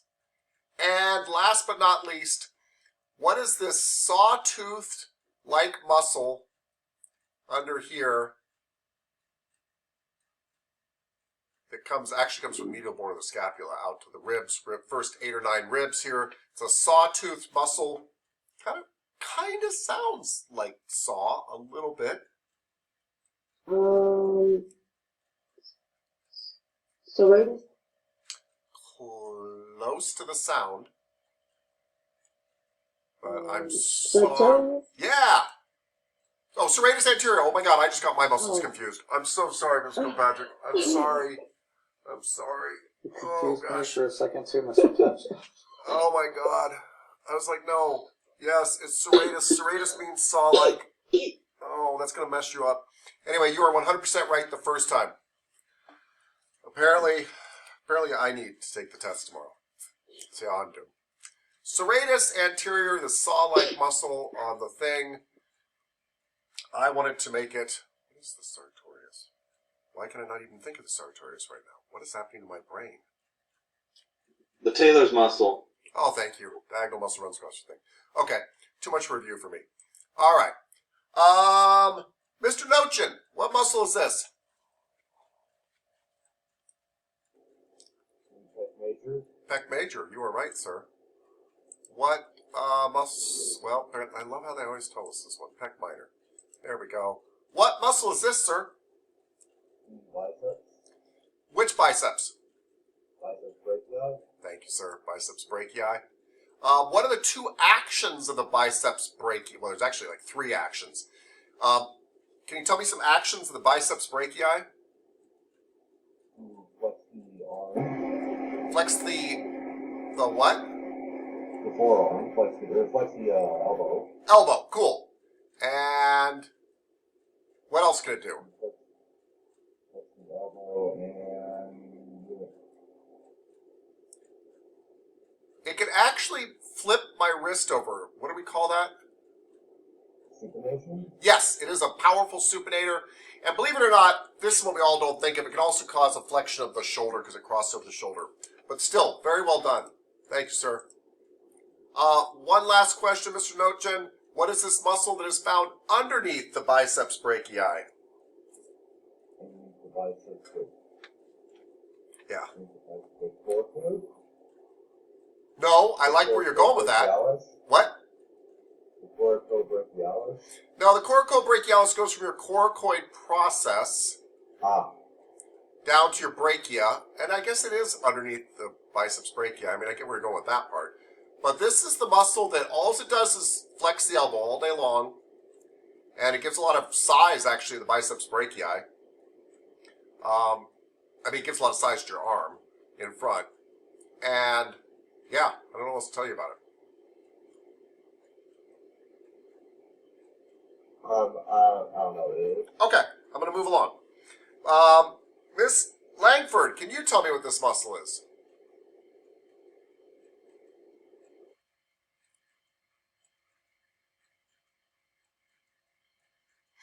Miss Langford? Hi. Hi. That is the It's underneath the biceps brachii.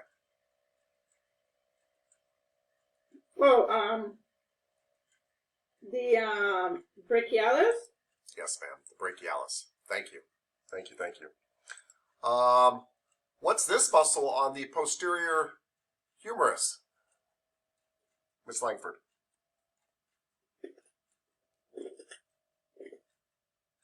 Back of your arm. Is it the triceps brachii? Yeah, it's the only muscle basically on the back of the arm here. By the way, everybody, very interesting point. It also crosses over the elbow with the long, also crosses over the shoulder with the long head here, which means it can affect shoulder movement, even though that's not its job. And what is this muscle, Ms. Langford? It's actually mentioned earlier by Mr. Notgen.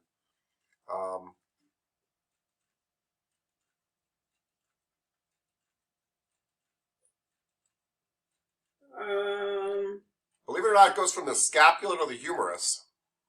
I know it's kind of weird to think of that because the scapula does poke through here. There's a little process that pokes through right here.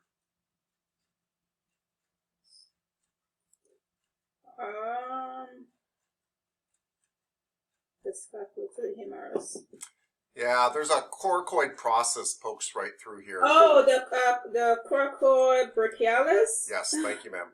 Coracobrachialis. Thank you. Miss Lopez Moreno. What is this muscle underneath the biceps brachii here that we've been talking about? Actually, we haven't seen a picture like this, but we have been talking about this muscle.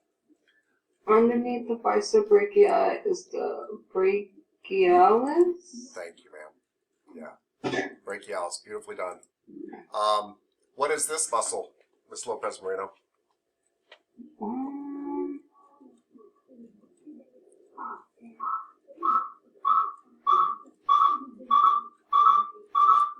We got feedback from something, Miss.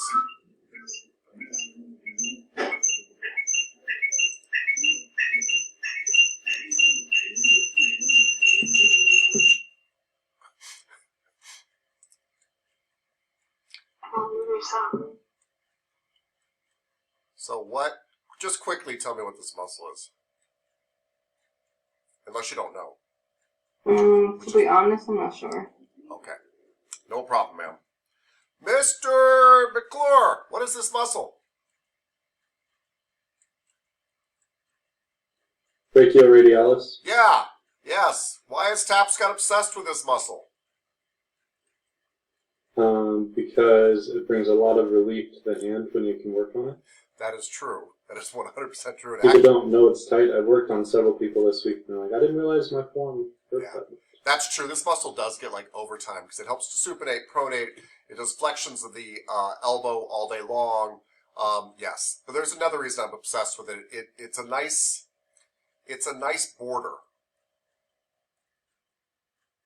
between the flexors and extensors. Thank you, sir. Nicely done. But you are absolutely right, by the way. It's sore on basically everybody. Sir, since I have you on the line, what is this muscle? We're back to the beginning. Yeah. Yes, we kind of are. Back to the beginning. What's this muscle in red up here? Yeah. Extensor carpi radialis. Nicely done. Thank you, thank you, thank you. All right, Miss Magruder. If that's true, what's this muscle here? Extensor carpi ulnaris. That is excellent. Thank you, Miss Magruder. What is this muscle, Miss Magruder, that breaks up into 4 little parts and goes to the fingers up here? Extensor carpi, or is it extensor digitorum? Yes, extensor digitorum. Bam. Donus. Good. Thank you. Miss Mitchell. What's this cute, adorable little muscle? Aconius or Yes, Aconius. It's perfect. Anconius. Anconius. Beautiful. What does it do? Extends the elbow. Yes. And I actually love what Mr. McClure said. It kind of helps you. Yeah, sweeping. I was just like, oh, that's kind of a cute idea. I'm going to remember that, sir. A little piece of you I'm going to take with me. What, Miss Mitchell, is this? Is that the brachioradialis? It is. And Mr. McClure says it's very important because it's sore on lots of people, and he's right. But what's the other reason we really care about this muscle? Besides the fact, by the way, it helps you move and do important stuff, but... Separates the flexors from the extensors. Thank you, ma'am. Thank you, thank you. Mr. Penrod, what is this muscle? I got it wrong the first go around.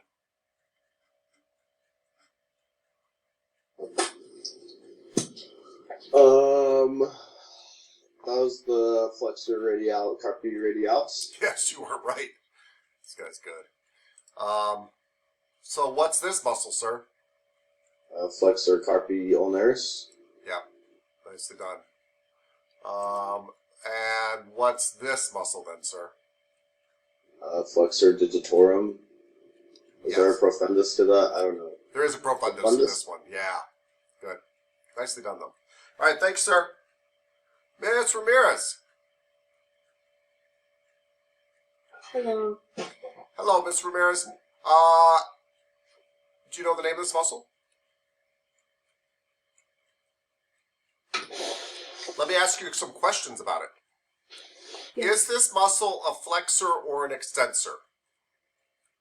Flexors. Excellent. Excellent. That you need that for the test tomorrow because 2 of the answers will be flexor and 2 will be extensor just to throw you off. So you know it's not extensor, it's a flexor.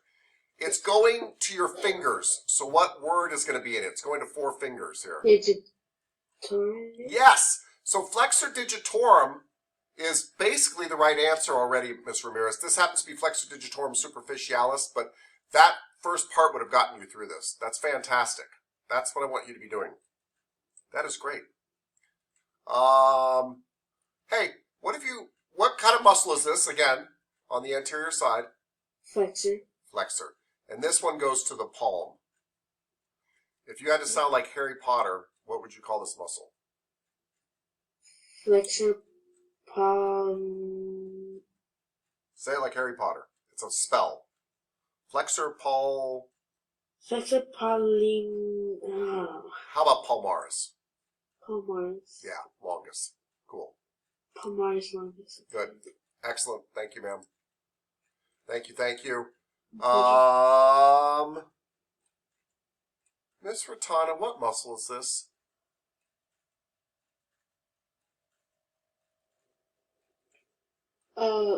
Bicep tendon.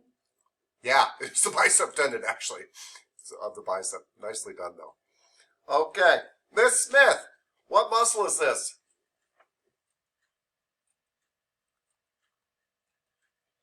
Is that the pronator teres? It is the pronator teres. Way to go. What muscle is this? Supinator. Yeah, what's your other supinator? Your biceps brachialis. Yeah. What muscle group is this? It's a group of muscles. Turn my brightness up. Hold on. Yeah, no, I got you. It's dark. Your pollicis extenders. Yeah, that's a great answer, actually. It's the long muscles of the thumb. Don't worry, it wouldn't be on a test like that. The fact you said pollicis, I was already happy. And some of those are your pollicis extenders, by the way. And so these are your short pollice muscles, right?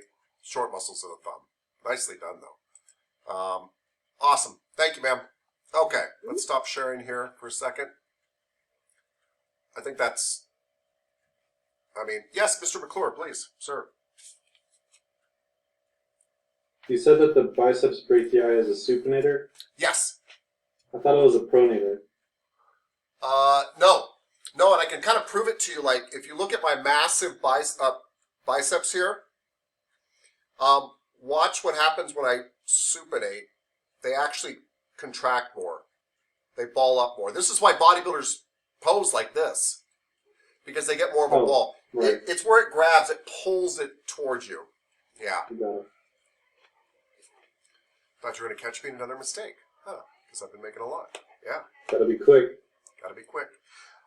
Sir, since I have you on the line, you're right here. We've already connected. Been talking about supinating, stuff like that. Sir, what three muscles insert into my coracoid process of my scapula, which sticks out right up here? Even though it's on my back, it sticks through here. What three muscles attach to the coracoid process? The coracobrachialis. Coracobrachialis literally goes like this. Everybody, you can kind of take your finger there, and it goes actually inside of my arm, but it goes like that. Yep. And so it can help me in a flexion, help me in a horizontal adduction. Yeah. Nice. Biceps brachii. Biceps brachii. I didn't think you were going to get that one, but he's right. Is it the short? It's the, I always get confused. Long head. Long end of the biceps brachii comes up and actually goes over here and attaches here, which is one of the reasons why it can help you in a flexion. Nicely done. What's the last one? Pec minor. Yeah. Dude, you knocked that out of the park. Pec minor. It's really cool. It's very helpful to know stuff like that when you're massaging, because you know when you're on a spot, like stuff to look for that you're going to hit. So he just said pec minor, coracobrachialis, and biceps brachii. Nicely done. Found that if you go to the arms first and get the bicep relaxed, then the pec minor follows suit. Oh. I have It's never... less pinchy. I believe you 100%. I've just never tried that approach. I love that. Thank you. Thank you, sir. You guys are teaching me now. Mr. Kachekian. Yes, sir. Those three muscles do what again? I'm sorry, I think I missed the first part of what you said. Those three muscles do radically different things. That's like the fact that they all meet at the coracoid process doesn't mean that they do the same thing at all. Don't let me confuse you at all. They do very different things. but it lets me know that when I'm on the coracoid process and I'm feeling stuff around it, that what I might be feeling. If I feel something running down from the coracoid process, it's the pec minor. If I feel something running over to the inside of the arm, it's the coracobrachialis. If I actually feel it kind of running down into the bicep, it's the long head of the bicep. It just lets me kind of know, these are like hot spots on the body, so to speak. And it lets me kind of know where I'm at. They're all like meet at the coracoid process, but they Yes. branch out and do other things. Yes. Like arms and chest. Okay. Yeah, and I call these areas, like there's some areas of your body, which is what I was going to go over right now with the last little bit of time we have, which I call like high priority targets. They're high priority targets because lots of important stuff attaches to them, and by rubbing those areas, you can hit lots of different things at once. So most massage therapists, not in this class, but most massage therapists are kind of afraid to get into this area. It's too close to breast tissue and things like that, but it's actually quite safe. And you want to be right by the coracoid process, very respectfully. You want to be hitting the pec minor on people. You want to be releasing these muscles. So I consider this to be a high priority target because it helps with shoulder tension and arm tension, all this kind of stuff, and you're hitting 3 muscles at once when you're in that area. There's another area I consider to be a high priority target, which is kind of behind my ears here at the mastoid process. Yeah? Mastoid process actually has 4 muscles that attach to it, although you probably can't touch one of them. But the 3 main muscles that attach to it are what? Who wants to raise their hand and tell me? Miss Cuppage, you raised your hand. You actually literally raised your hand. Okay. Miss Cuppage, what is the it? old-fashioned way. Yeah. The splenus capitis, the SCM, the longissimus, and the digastric. Oh, wow, she got the 4th one. Yeah, the digastric is so deep, you guys might not, I mean, I've never once been rubbing back there and been like, oh, this is digastric, but she's right. What does SCM stand for? Sternocleidomastoid. Oh, thank you. By the way, once you graduate here, you'll never say sternocleidomastoid again. Everybody says SCM, but I just want you to know what it That's means. always been my favorite. So, by the way, think about, this is why this area is a high priority target. You should rub it on everybody, but watch what happens. The sternocleidomastoid can argue with the longissimus, and the splenius capitis pulls your head back and forth this way. So these muscles really control a lot of your neck movement around that area. Super duper important area.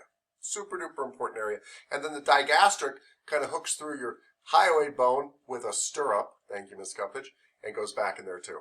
Really nicely done. Cool. So that's a high priority target. Yeah.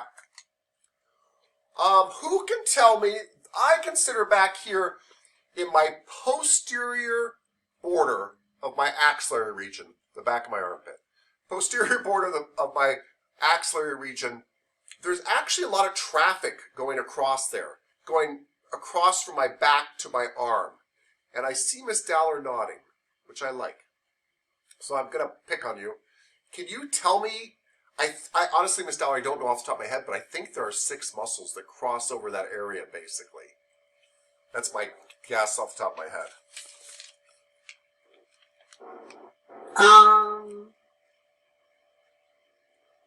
Teres minor. So teres minor, definitely. Teres, anytime you say teres minor, you're also supposed to say Infraspinatus. Yeah, she's right. So teres minor and infraspinatus go across the back there. That's 2 right there. Latissimus dorsi. Latissimus dorsi definitely goes across the back. And anytime you say latissimus dorsi, you were just about to say it. Teres major. Teres major. Now they go to the front, guys, but they go across this area over to your arm. That's 4 muscles right there. Yeah. Deltoid. Yeah, I'll take deltoid too. Deltoid crosses over rear part of the deltoid. Nicely done. Yeah. Triceps guy. Long head of triceps brachii. That's the one most people forget. So the triceps brachii crossover. So basically, if you karate chop the back of the arm, right, which we don't actually do, but you put a forearm back here, you're hitting 6 muscles. Is that a place worth massaging somebody? Yes. Is it a place that many therapists don't do? And all you got to do is put a hand down there and just rub it out for a second. Something, you hit 6 muscles. And people always go, oh, wow, I didn't know that was sore. And, you know, what is that? And I'm sitting there thinking, well, it could be 6 things. And you start to narrow it down. Beautiful. I also love in Miss Dowler's answer that she said infraspinatus, teres minor, latissimus dorsi, teres major, right? We're starting to put all that stuff together. Very, very cool. Thank you, ma'am. So, high priority target, definitely the mastoid process, where we had 4 muscles coming. Coracoid process. I realize, by the way, there's loads of important areas in your body, but these are areas that you're hitting lots of muscles at once. Another area where you're hitting lots of muscles at once is if you put your fist in somebody's gluteus maximus. Because you're hitting the gluteus maximus, arguably the largest muscle in the body, right? But you're also hitting 6 lateral hip rotators underneath. Yeah? So that's 7 muscles at once with a sciatic nerve running through them. There is never a time and a place, this is not true actually. 99% of the time, I work people's glutes, even in a 50-minute massage through the sheet. I just don't skip them. It's too important. It's the center of their body. It ties into their lower back. The gluteus maximus ties into their IT band. Super duper important. There's 6 lateral hip rotators underneath there. The sciatic nerve runs underneath there, and it feels fantastic. Right? Who can tell me the name of the 6 deep lateral hip rotators? Raise your hand. Mr. Bigelow. Yes, sir. Yeah. Gemellus superior, gemellus inferior, obturator internus, obturator externus. Okay, and then the piriformis and the quadratus femoris. Yes, you're 100% right. Really well done. I was thinking because I was trying to remember Ibarra's little story. That's how I remember. Excellent. Hey, if it works, it works. And I love that. Yeah. Sir, can you tell me which one of those muscles is always blamed for pinching the sciatic nerve? Piriformis. Yes. Can you tell me which one of those muscles is most superior? Piriformis. Yes. Can you tell me which one of those muscles is most inferior? Quadratus femoris. Yes, which means those 2 muscles frame the other 4. That's why I asked. Those are also the 2 most palpatable, easiest to find is the piriformis and the quadratus femoris. Can you tell me which one of those muscles forms the letter T if you use the lateral border of the sacrum to make the letter T, and then this muscle actually makes the body of the T as it comes down to the femur? Piriformis. Thank you. Thank you, thank you, thank you. Hey, can I ask you a question when you was talking about glutes? Yeah. Do you ask the person before, or are we working glutes, or do you want to work glutes, or what? When you do it? So everybody has to do this differently. I mean, this is the hard thing about massage class, right? Is everybody's like, you guys are so used to going to school where somebody said 2 + 2 = 4. There is no discussion. It equals 4, right? Or the date of a particular war was this. That's it. We deal with people, and so there aren't any hard and fast rules. And you have to kind of find what works for your personality. And I suspect it's different if you're a guy and a girl and all sorts of stuff. If I am getting good body language from somebody, meaning they don't seem like they are terrified that they just got a male massage therapist and they were not expecting that, they've never had massage before, and they are closing in on themselves. If I'm getting just decent body language, like they're like, hi, and I'm like, hi, and I'm going to work the glutes through the sheet, I don't even mention it. I just do it. I've never once had that problem, right? And the reason I don't mention it, sir, is because it almost becomes creepier at that point if I'm like, hey, can I work your glutes? And to me, they're just your hips, and it's just not a big deal. And I've never once had a problem with that. If I'm getting really weird body language from somebody, and I'm really worried that and I can just tell by the way when I drape them, you can tell when somebody feels like they're draped too low, and, all this kind of stuff. I might not even bring up the glutes, and I just might skip them. It's rare, but I might. Or I actually might put my hand, the back of my hand, on their hip and be like, is it okay to work your glutes? I love to kind of touch, even though I'm asking permission to touch the mirror, I like to touch the mirror when I'm asking permission so they know what we're talking about. But I make it really quick, and I don't use fancy words. I don't like secondary contact. I don't like any of that stuff. I'm just like, hey, can we work your glute area here, your hips, boom. And if they any hesitation at all, then I just skip it. But I find that most people don't have a problem through the sheet. And by the way, I'm going to be using my fist. Something that does not feel, fingertips tend to feel more gropey. I don't know another way to put it. Now, if I have somebody come in, like you come in, Mr. Bigelow, you came to me and you said, you seem comfortable, all that, but you came and you say, I'm having hip problems. I want to work my hips. I want to spend the whole session on my hips. I'm going to say, is it okay to undrape your hip? Because I might actually work directly on your glutes now, and I do ask permission to undrape your glute. You're going to be covered. That's going to be tight around you, but you're going to have a bun hanging out in the wind. That's how it's going to feel. I mean, I try to keep it real. And so I will ask you that, and most people that come in for hip work are like, yeah, I don't care. My hips are killing me, whatever. But anyway, so I just really try to read body language with everybody and just the feel that you get. But I find that, I wish I could give a better answer. I find that not talking about uncomfortable stuff creates problems, but also talking too much about uncomfortable stuff creates problems. Like, I almost make it seem like a big deal in their head when I'm just like, we're just working it's not your butt to me. It's just this muscle that I'm working on down the back. So, in general, I don't ask about secondary contact, and I don't ask about working anything through the sheet. Anything. I just work it. And I've never once had somebody complain about that. And so that's worked very well for me. Then if I'm getting weird vibes or anything like that, then I do bring it up. I just ask them, like, are you okay? And if they're not, I'm like, and then I try not to make them feel bad too for not wanting something. Like, oh, okay, that's completely understandable. Gotcha. Cool. Boom, boom. Yeah. So I hope that helped. Thank you. Thank you. Okay. Any other questions before I ask you another question? All right. So we just discussed some. Yeah, Miss Stewart, please talk to me. I was just gonna say, I mention it in the verbal intake when I first ask. I'm like, is there any areas that you want me to avoid? It's just pecs, glutes, scalp, or face, or feet. Yeah. Those are like the 5 main areas. So that kind of helps, I guess, break the ice for me. And then I'll ask again today, like, are we still working on glutes today? If they only have a 1 hour. Yeah. Or, if they want to get that done in the 1 hour. But that's just because I like to ask for consent first before I touch them. Yeah. No, I agree with you. What Miss Stewart is talking about is the more appropriate, more professional way to do it. I'm very old school, and I do very minimal intake. Too minimal. Probably too minimal. But I think I developed that style because I noticed that a lot of people, it made them almost more nervous with me, and it was better to just kind of get them in the room. Because once I start rubbing them, they're like, oh, this is great. And so for me, I do it. But actually what Miss Stewart is talking about is the better way to do things. You should get some information. But remember, for me, I'm like, hi, my name's Mike. I'm your massage therapist today. Do you have any major medical conditions I should know about? Okay, great. Are we working on anything in particular today? That's it. Like, I'm in the room. But that comes from learning to do 50-minute massages, having very little time, not doing all the stuff that we do nowadays. Remember, I was taught a long time ago when, we really just didn't even think about that.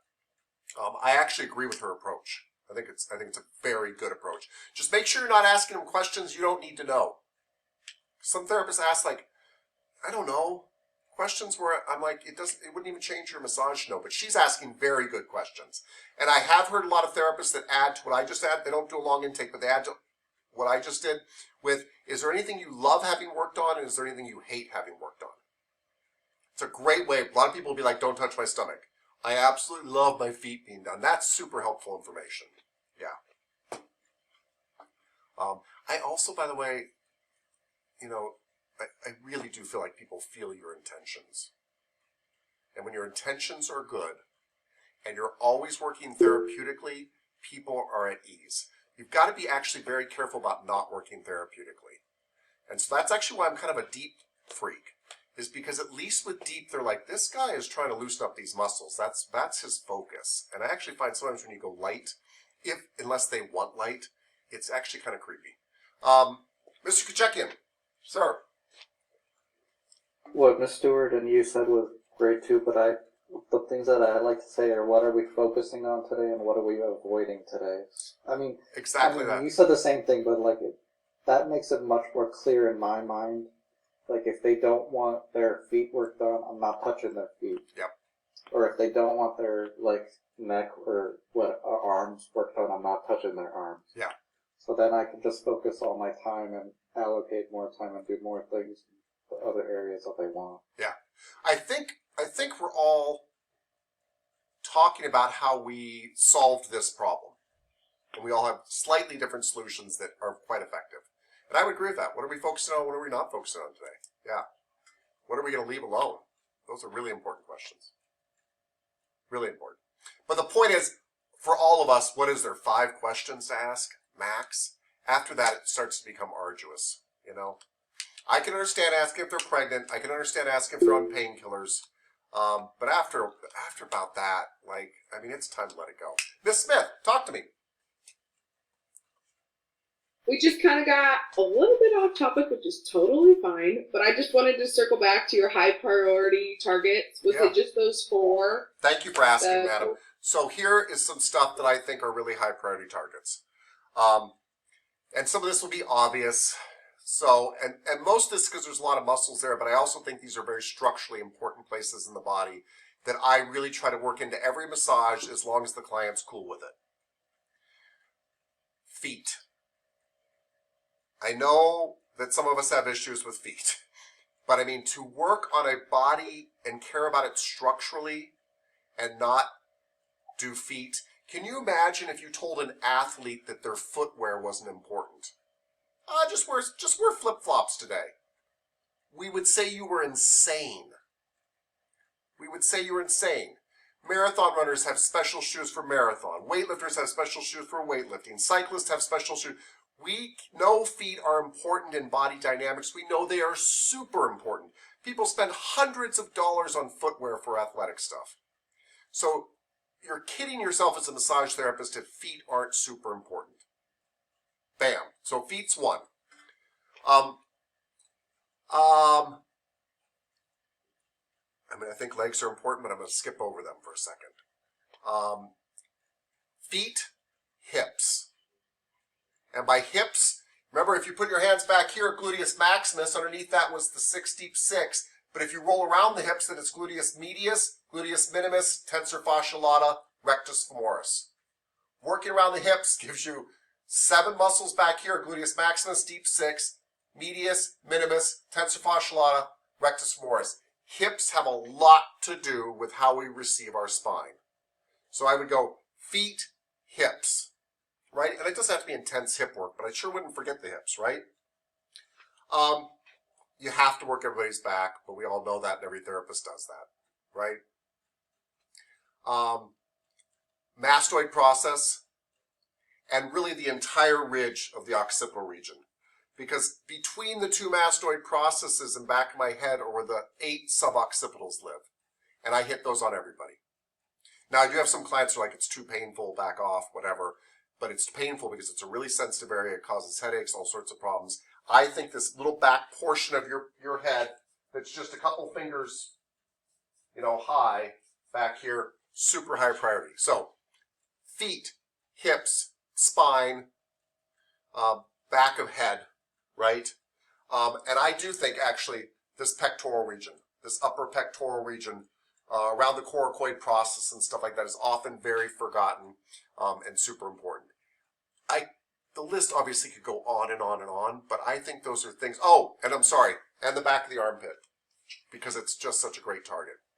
So another way that you could think about that, that's my complete list, basically. But another way you could think about that is, do you guys remember the axial and appendicular skeletal system? The axial skeletal system was your hips and spine, basically, your pelvis and spine, and then the appendicular was where your appendages come off that. Well, if we really look at like the joints of the body, you definitely work the spine because there's 24 joints going down there. Those are your vertebrae, right? And then you'd work the places where your arms and legs attach to your body, which is this subcoracoid process area and this rear axillary area. So you chop the arms off, and then you chop the hips off by going around the hips. That's the way I look at it in my head. I'm not really trying to slice up my clients, but I want to chop the arms and legs off of the body, work the spine, the axial skeletal system, and hit the feet. And I sometimes kind of do that with my forearms and things like that. Work the feet, work the spine, chop the arms and legs off at the hips and shoulders. See, you guys had to wait 8 months to hear that. That's my entire massage philosophy. Of course, my number one philosophy, by the way, is as long as it's not immoral or doesn't make you feel weird, do whatever the client wants. I mean, I've said this before, but I had a guitar player come in and ask for like the entire session on like one arm. Like, that's what we do. And be grateful for those clients. Those are your best clients. You will become so good at something while in the room when somebody says, I want you to spend the entire session on this thing. Because most people instead are like, no, do it all in 50 minutes. It's like, oh, God. That's, yeah. I love when somebody comes in and says, I just want you to work my head for an hour. Great. Just my feet for an hour. Great. Just my hand. I mean, great. It's interesting. All the other stuff is boring. Like you've been doing it all the time. It's great. They break it up and you walk out a foot expert or a head expert because you just did an hour or two of it. It's really, really helpful. So, we've got 3 minutes left. Tomorrow, we're going to talk about, I'm going to run you guys through an application just so you can see it, and we can bring up other questions and stuff like that if we need to circle back and you need help with whatever when we get to that point. And then we're going to let you study on your own. So, because this covered everything. So we'll go over an application, answer any questions you have, kind of let you study on your own. You'll come in and take a test in lab. You'll have some time after that. And then the next day, Thursday, we'll have a lecture where I will not be drilling you on stuff, but we'll talk about fascial trains and things like that, and kind of hopefully tying all this stuff together. Yes, Mr. Bigelow. Sorry. One thing that might be pretty important is since we're doing it on our different computers, we'll need to know our password and how to get in on like Canvas, right?